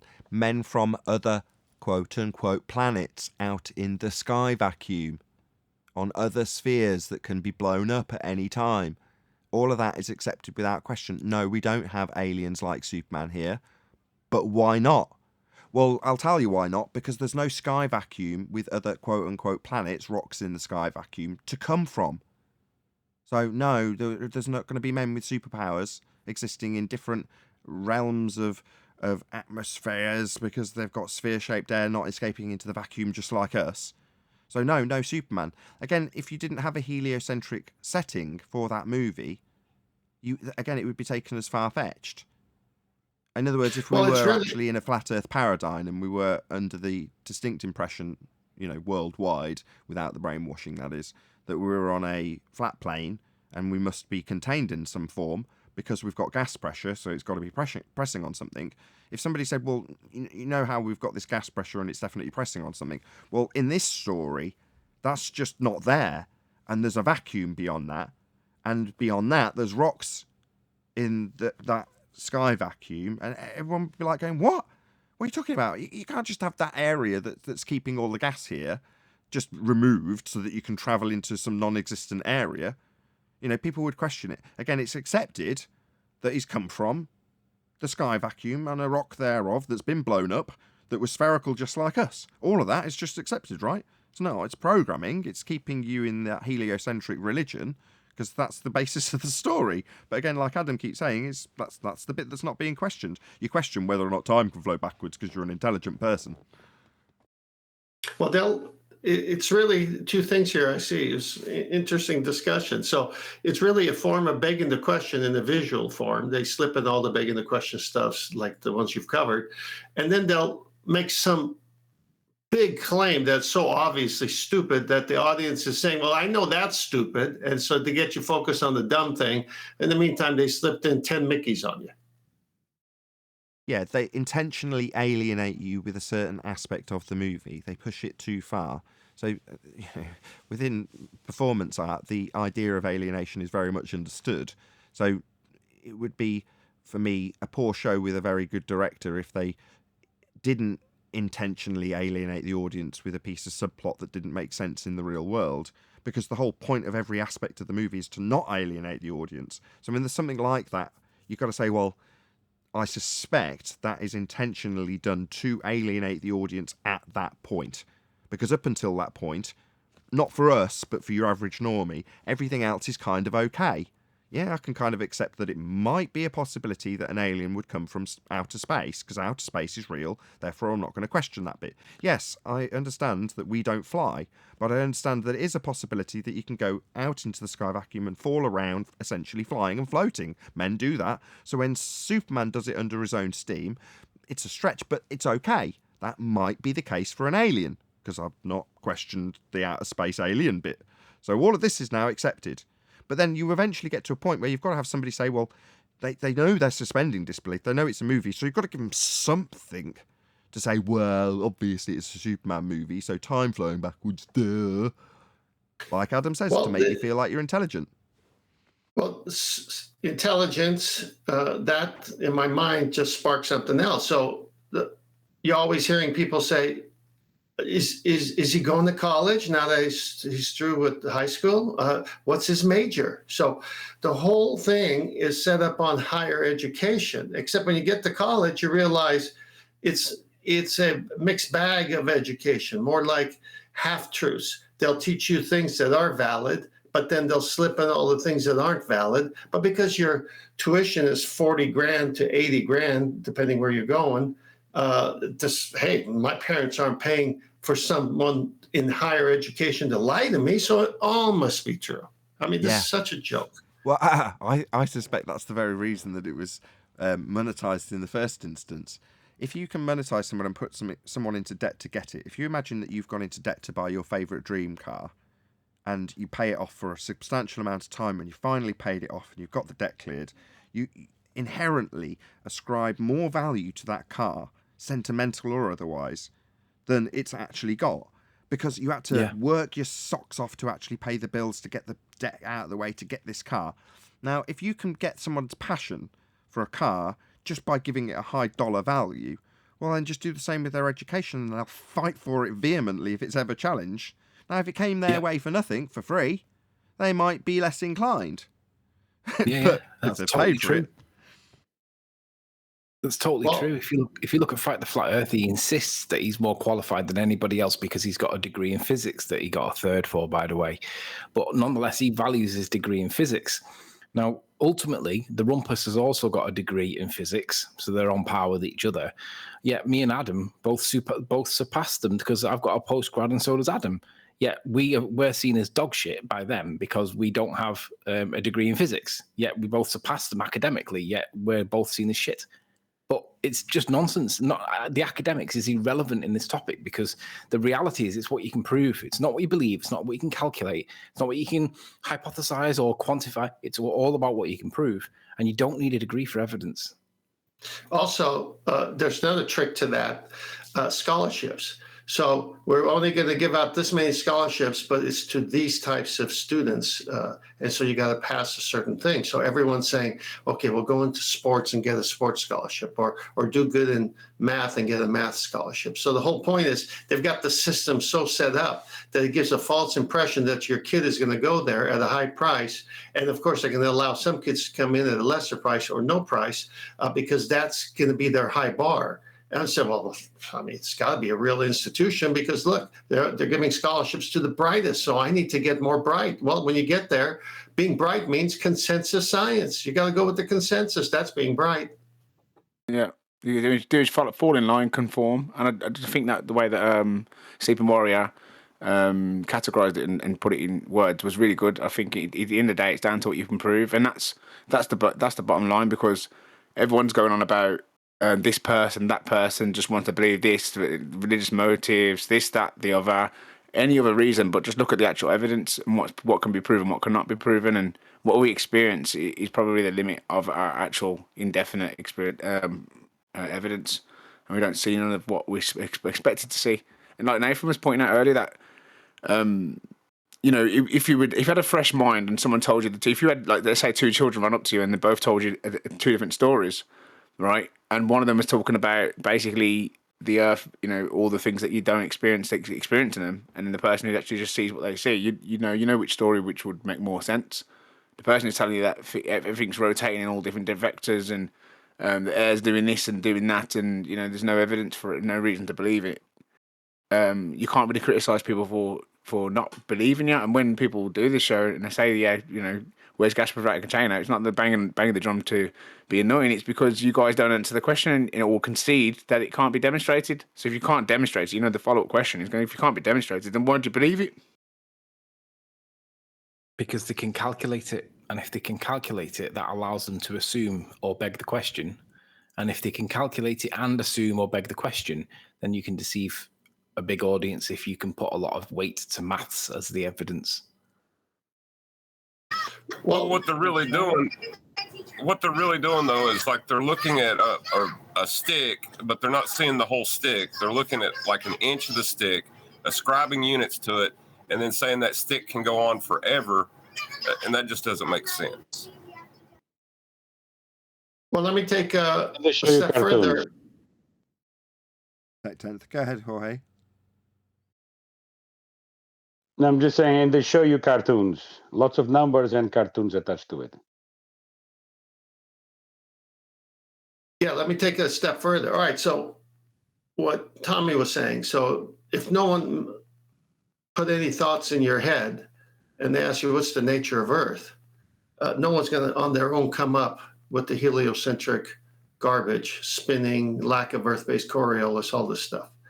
Okay, no curvature, no R. But then they'll say, well then, so now I'm talking from the other side. Well then how's the waters on the flat Earth work? They say, just like anywhere else, it must be contained. I mean, that's really a better answer to how waters just common behave sense. on the flat. Yeah, just common You're just sense. sticking Now to your they'll common say, sense. well, I mean, you know what I mean? You don't believe that water things can have pressure without containment, do you? I mean, that would be stupid, wouldn't it? So it's obvious to assume that the containment must be there. And I think that the blue sky, we've been told that the light rays are, and the reason because certain particles are filtering out certain rays of the light, and that's what gives us a blue look. Well, you look into the ocean, it's blue. Like, where is this blue coming from? Hang on, It's because of the light Tommy, rays, obviously. But if it's just reflection of the deep blue, would be like black, wouldn't it? Like what we see out in space. What if that's the deep blue? Tommy, let me finish my point. Stop going into the deep blue stuff. Yeah. I'm not talking about deep blue stuff. I'm talking about if you say to me, is this piece of lumber straight or curved? I can give you an answer just by looking at it and run my hands across it. It's that simple. So if someone says to a flat earther, well, how are the waters contained on the flat earth? You say, well, it must be contained. You're exact. The word is in the answer. It has to be contained because I know how water works. See, if you want a bowl of water, you need a bowl, or else you ain't gonna have a bowl of water. Oh, so you're saying the earth is, contained. I mean, it's logical to say it's contained. I mean, if you look out into space or whatever, or however you want to look at it, whatever that is that you see at night, that to me doesn't seem like it's just empty either. It looks like there's material in it in a way. Even some of the cosmos, people say they're giant gas clouds of hydrogen. So if gravity is attracted to hydrogen, which is a gas, then why is the gas expanding in all directions in these cosmos? Tommy, I let you see gases not behaving the way. Yeah, you they answered your own question. They say it's attracted. It's going to be attracted to the center of Earth. That would mean it's going down. Go boom boom, 9.8 meters per second, and it isn't. As you rightly point out, it's expanding in all directions. Tommy, right. I understand your frustration, 10th. Tommy, I put that out there so that you can give the dichotomy, the other side of it, and you went to outer space. So let me help you, if I may. So the baller would say, no, we're a ball spinning, and we've got an R value, and we've got gravity. And you say, well, show it to me. Describe it first so I know what you're talking about, and then show it to me in reality. And this is where they all fall apart because there's no R. And so in that simple back and forth, the flat earther could say, water must be contained. And the baller's going to say, well, yeah, it's on the ball and it's contained by gravity. Oh, this is interesting. What else is gravity? What else are you going to ascribe to gravity? What is gravity? And this is where they die. First, they got no R value. Then they got no gravity. Einstein took care of that. Even the ones that do describe gravity and they go, it's the large distribution of mass, causing an effect. It's just not even actually a force when Einstein explains it. And then usually most flat earthers can explain the intricacy, the details of gravity better than most globers that believe it. And I was one of them when I came in here, same as everyone else, really. All right, Tommy, where's your R? You come with more confidence than less knowledge. Tommy, where's your R for your gravity? I don't even know. Listen, that was the first thing. I never knew what R was. I've never known what R is. Apparently, it's supposed to be the radius, the geometric horizon of the Earth. Well, when you were a glober, that's been debunked by the black swan, hasn't it? So when you were a glober before you became a flat earther. Oh gosh, guys, one of you's got to Tommy has yield. earplugs in. Talking across each other, one of you's got to yield. Tommy, when you were a glober, what do you think Earth was? A sphere or flat?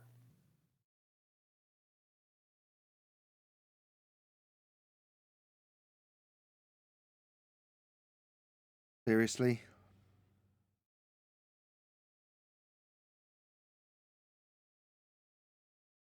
So when he's addressed, he needs to speak, and when he's not addressed, he does. Who said that question? I think his last words were, "I need to go." Oh, okay, fair enough. Okay. No, I'm still here. I just said- had to get my food. Let's have my food too. I love it. This is you, Anthony. That's what you're like. Don't be blaming me. Sorry, I've my done it headphones like on. me Blaring twice in the like microphone. 1,000 shows.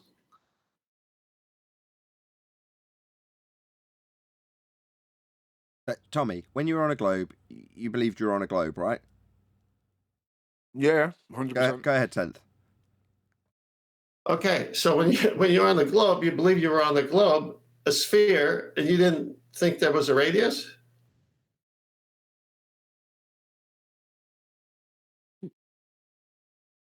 No.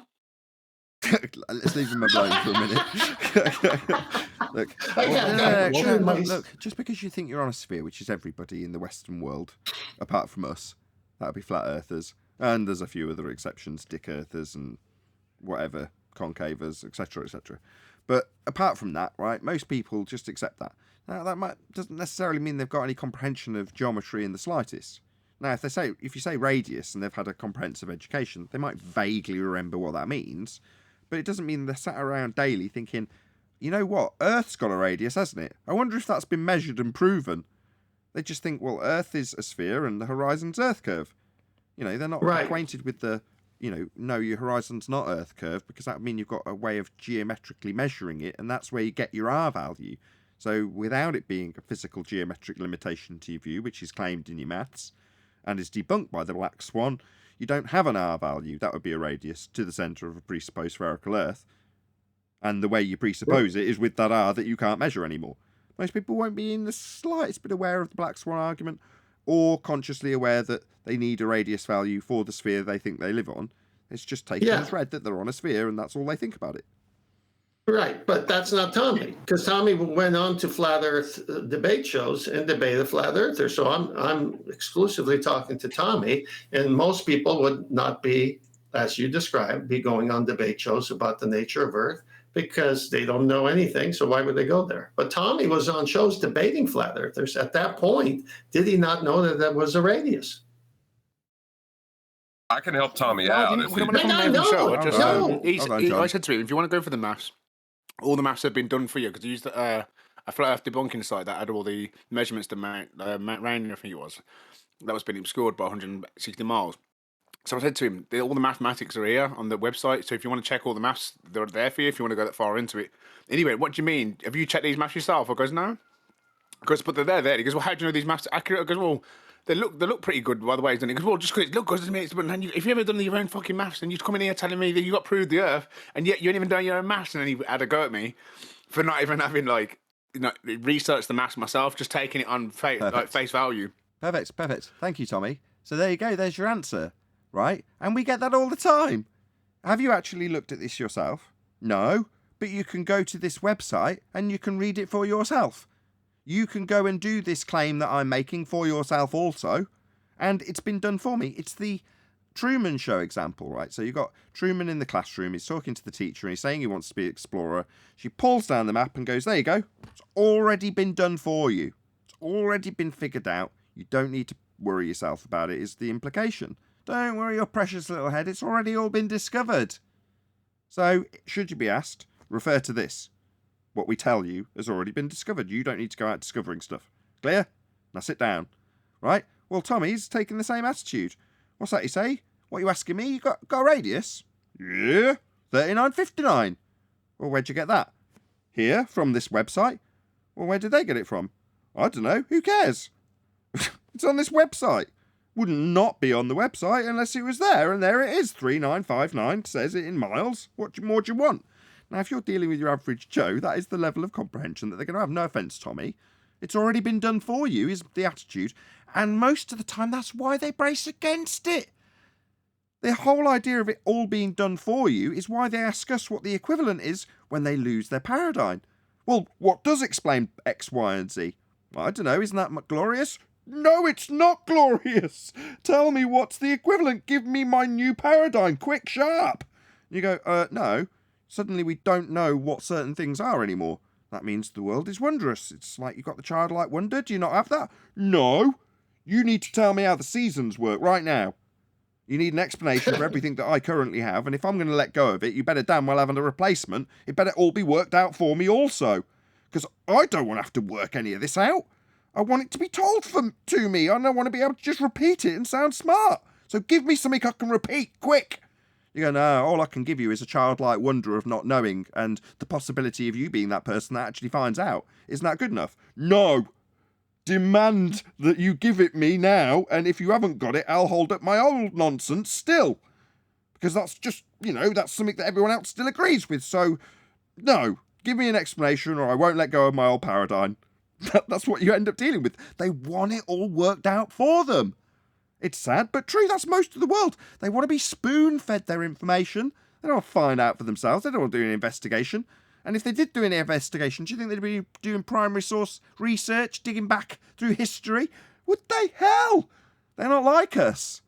We are the 1%. We are the minority. We are the unusual few who have pricked our ears up, flicked through the books, had a little dig, and then kept on digging.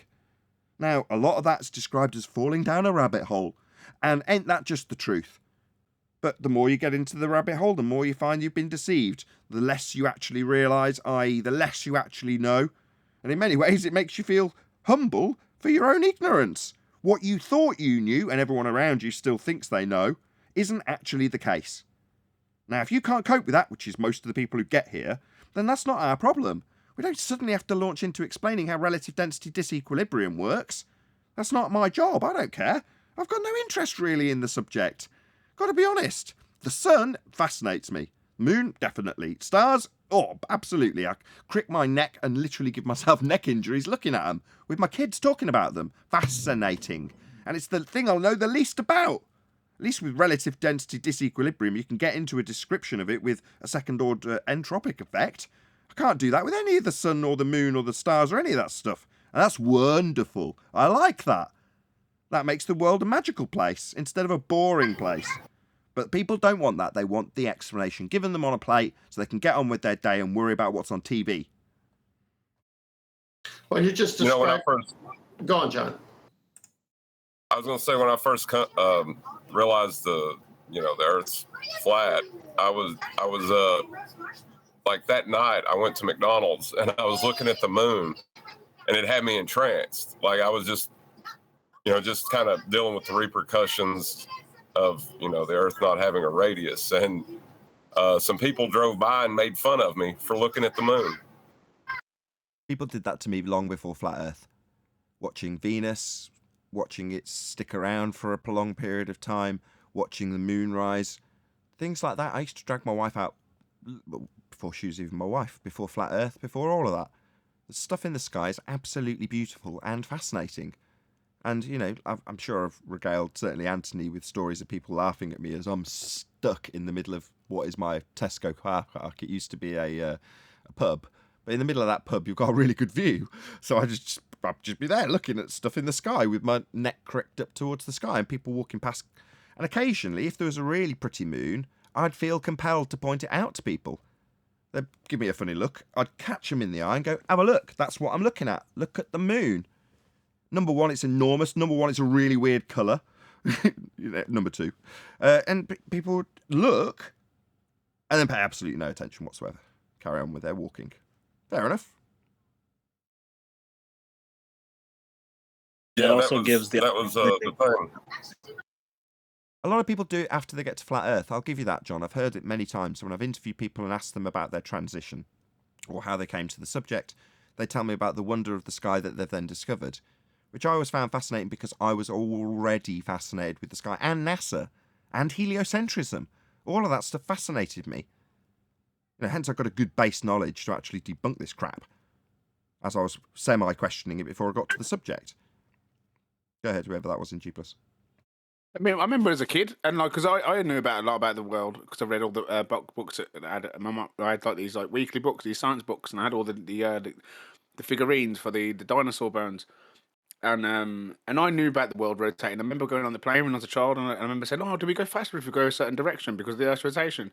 And it was like, "Oh no, that doesn't happen because blah blah blah, whatever." And I was like, "That doesn't make sense." I remember as a child saying that to myself, like very loud and profound, like that makes no sense if the Earth's rotating. Do you know what I mean? Your intuition, it goes against all your intuition or your natural instincts of what would make sense if the Earth was rotating as a child, and then you get told no because of blah blah blah. You've retained that memory. Like Chocolate and myself have got exactly the same story, like almost verbatim, in fact. But you're unique in that respect. Obviously, you're not. Me and Chocolate got the same story. But what I'm saying is, not everyone has that same memory. Not everybody has that. Most people swallow the story and don't give it a second thought. And most people I did aren't swallow in this it though, position. but I do remember struggling with it. I remember going like, it don't make sense, and like really like, I remember really struggling with it, and I just thought, oh, okay, whatever. You know what I mean? But going back to it, you think to yourself, maybe I knew more than as a child than I did as, growing up because of obviously the programming kicking in and thinking, well, that, like you say, the Coriolis, you're screaming it at them every day, Nathan. You're telling them one object leaves the other one. It rather is separate from the object and rotates, or it does not. No middle ground. Yep. Well, I never saw my teacher swing a bucket with water and say that proves how water stays on the ball. But if I had seen that, I would have raised my hand just like all the other times. I said, what the heck? It's got sides. You got it in the bucket, put it on the ball and do it. And that's what I experienced, when I was in school and this programming was coming. I fought against it. I told him I thought this was nuts. And he said, yeah, I know. I just have to teach it. With me, I got the description, then swung the bucket round. But same as Chocolate, I think. But in any event, not everybody does that. Not everybody comprehends it. And having that memory is something that is, fairly unique to flat earthers, and not all flat earthers at that. But in terms of things like your dinosaur question, I've got a great example of someone who's taken that to the nth degree in John Le Bon. So JLB channel, check him out if you wish. If he's still around, he does cover subjects that often get him kicked off YouTube, but such is life. But he took primary-based research to the nth degree when it came to the holotype specimens, which is the original bones that they then derive out into the plasticast and plastic models that you see in the museums. Yeah. So he went to this right in the middle of nowhere, right in the centre of Australia, just miles away from anything, and went and had a little look and got the full story from them, had a look at these wood-looking things that didn't resemble a dinosaur in any way, shape or form, and you're told this is what that is. It's XYZ bone. And from that, in some cases they've got a fair percentage, and most cases they've got hardly anything. But he went and had a look at what they'd dug up and what they were claiming it was. As it's on show at a museum in the middle of nowhere where no one goes, that's falling apart and has got no tourism trade, JLB went there and had a look. And you think that's what you've got to do if you're questioning this stuff, if you want to have any validity in your claims that you make to debunk it. Because most people will just buy into the story. They're not going to travel to the centre of Australia to have a look at the holotype specimens of the dinosaurs that are claimed to be out there in the plasticasts. People just don't do that. So you've got to admire people who do. when there's a subject that's of interest to them. My wife, although she's not really gone to that sort of extent that JLB has, she got me into that subject. Started questioning with the validity of the dinosaurs and wanted to go and have a little look at the museums and what they'd actually got on offer, because she couldn't quite believe that they hadn't got real dinosaurs. You're like, no, not at all. It's like, well, let's go and have a look and have a question and ask a few people at the museum and see what they've got to say for themselves. So that's what we did before we had kids. We'll probably do it again, but we won't be necessarily showing them around the dino part of the museum, because certainly at the Natural History Museum in London, or whatever the big museum is with a massive dinosaur, they're getting rid of it. You know, they're like, okay, we've come to see this dinosaur, asking a few questions about what parts of it were made of what, and they said it's not going to be here. They're just going to get rid of it because they're going to put something real here, which would be the giant blue whale that I got stashed in the back. So, like, we asked them, like, well, what's going to replace it? And they told us, and we had to dig our way through the museum to find this giant blue whale, which was absolutely enormous, just stacked in the back with all this other stuff. You know, unlike the dinosaur, which is in the main entrance hall, absolutely enormous.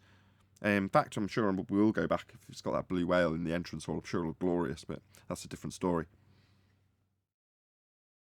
Well, you know, I have a little bit different experience because I understood the arguments based on a measurement of a dip angle measurement that you could calculate R from. So, and the arguments, if you were measuring a dip angle that you could calculate R from, all of the arguments would be, you know, would hold up. So, like, I think that's why R is so important to me when discussing this subject. It was your point in regards to Raichi and Fight the Flat Earth, right? Regardless of the subject matter, they're going to need R. If you're asserting mass 2 as the centre of Earth, you're going to need R for that. So, if they're making these claims of gravitation, in most instances, in fact, with most globe claims, you can ask them for R off the bat. It's not like asking them for scientific evidence. It's not so big a chainsaw. You know, it's a bit more of a shiny knife.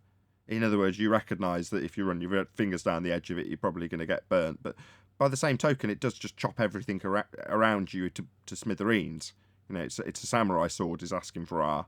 You don't necessarily have to know why, although it launched into why you'd have to know the Black Swan in the live show. By the same extent, it is that kind of it's just a lethal tool where, you know, you don't necessarily have to have a great knowledge of why you're asking for R to just pick that samurai sword up and remove a fundy's head with it. Nathan, this is why what John said is so important with the sextant argument. In their mind, a dip angle measurement is for the curvature of the Earth. Well, you got to have R for that. In nautical navigation with the sextant, or any use of a sextant, dip correction is getting your eye to the height of the sea surface so that you can have that bottom baseline all the way to the GP of your star or sun. That could be thousands of miles away.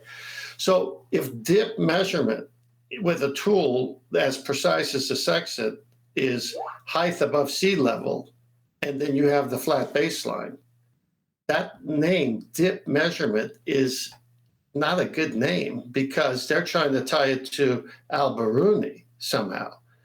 But he never had it. Well, it's there to convolute the argument with anti-flat earthers, I believe, in terms of the acquisition of dip correction with a sextant.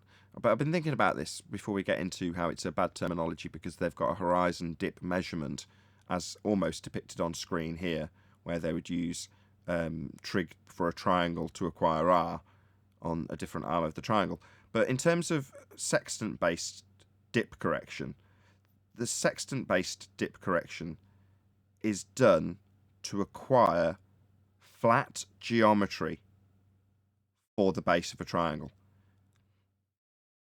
When I say I've been thinking about it, I've been thinking about how and why this correction's done, and how we will detail it less than concisely in terms of what it actually means. You're using triangles, and the reason you do the dip is to acquire the pure geometry.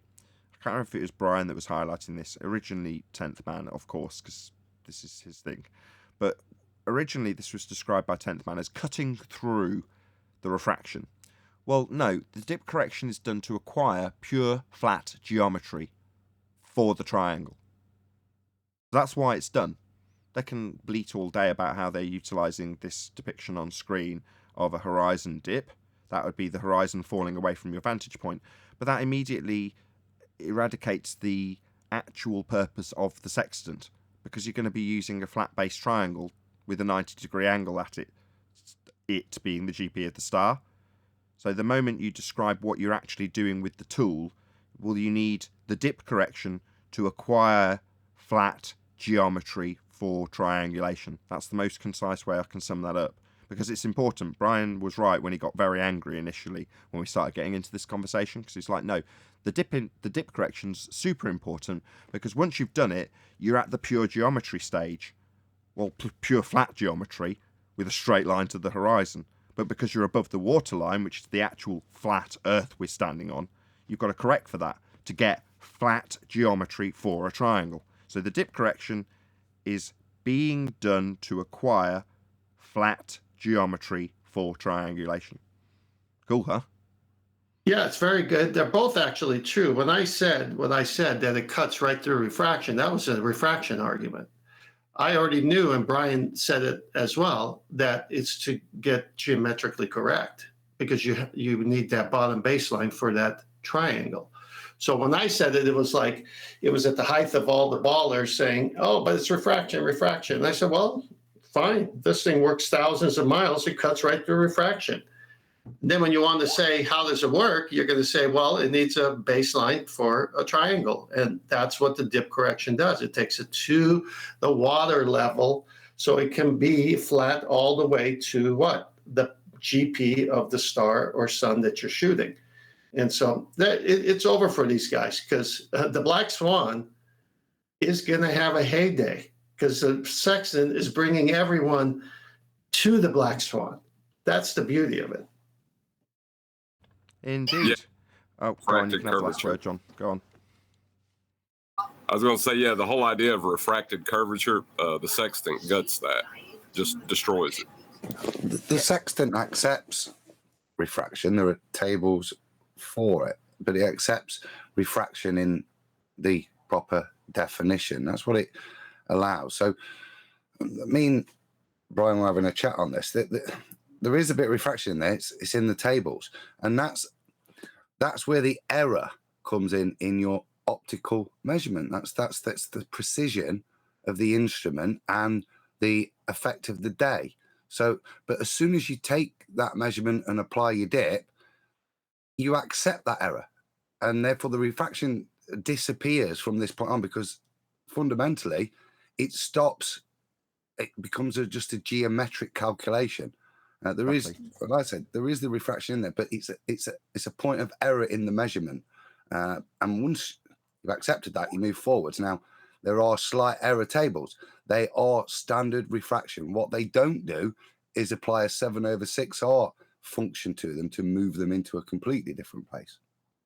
Correct. In other words, the dip correction is purely done to give you flat geometry for the triangle, the base of which is going to be flat and have 90 degrees to the GP of the star. Ergo, the only reason for the correction is to give you flat geometry. The sextant can only work on a flat plane and cannot work on a curved surface, because you need two straight lines to acquire an angle to do the triangulation. The dip correction, I'll say it one last time, is only done to lower that to the ground to give you flat geometry for the tool to work. But with that, I'm going to say another massive, huge, enormous thank you to both Discord and G+ panels for making today's after show possible. And of course, a massive thank you to all of you in either Nathan Oakley 1980 or Nathan Oakley premiering streams for hopefully smashing the super chat, liking, commenting, sharing, subscribing, hitting the PayPal link, joining as a Nathan Oakley 1980 channel member, and all that good stuff.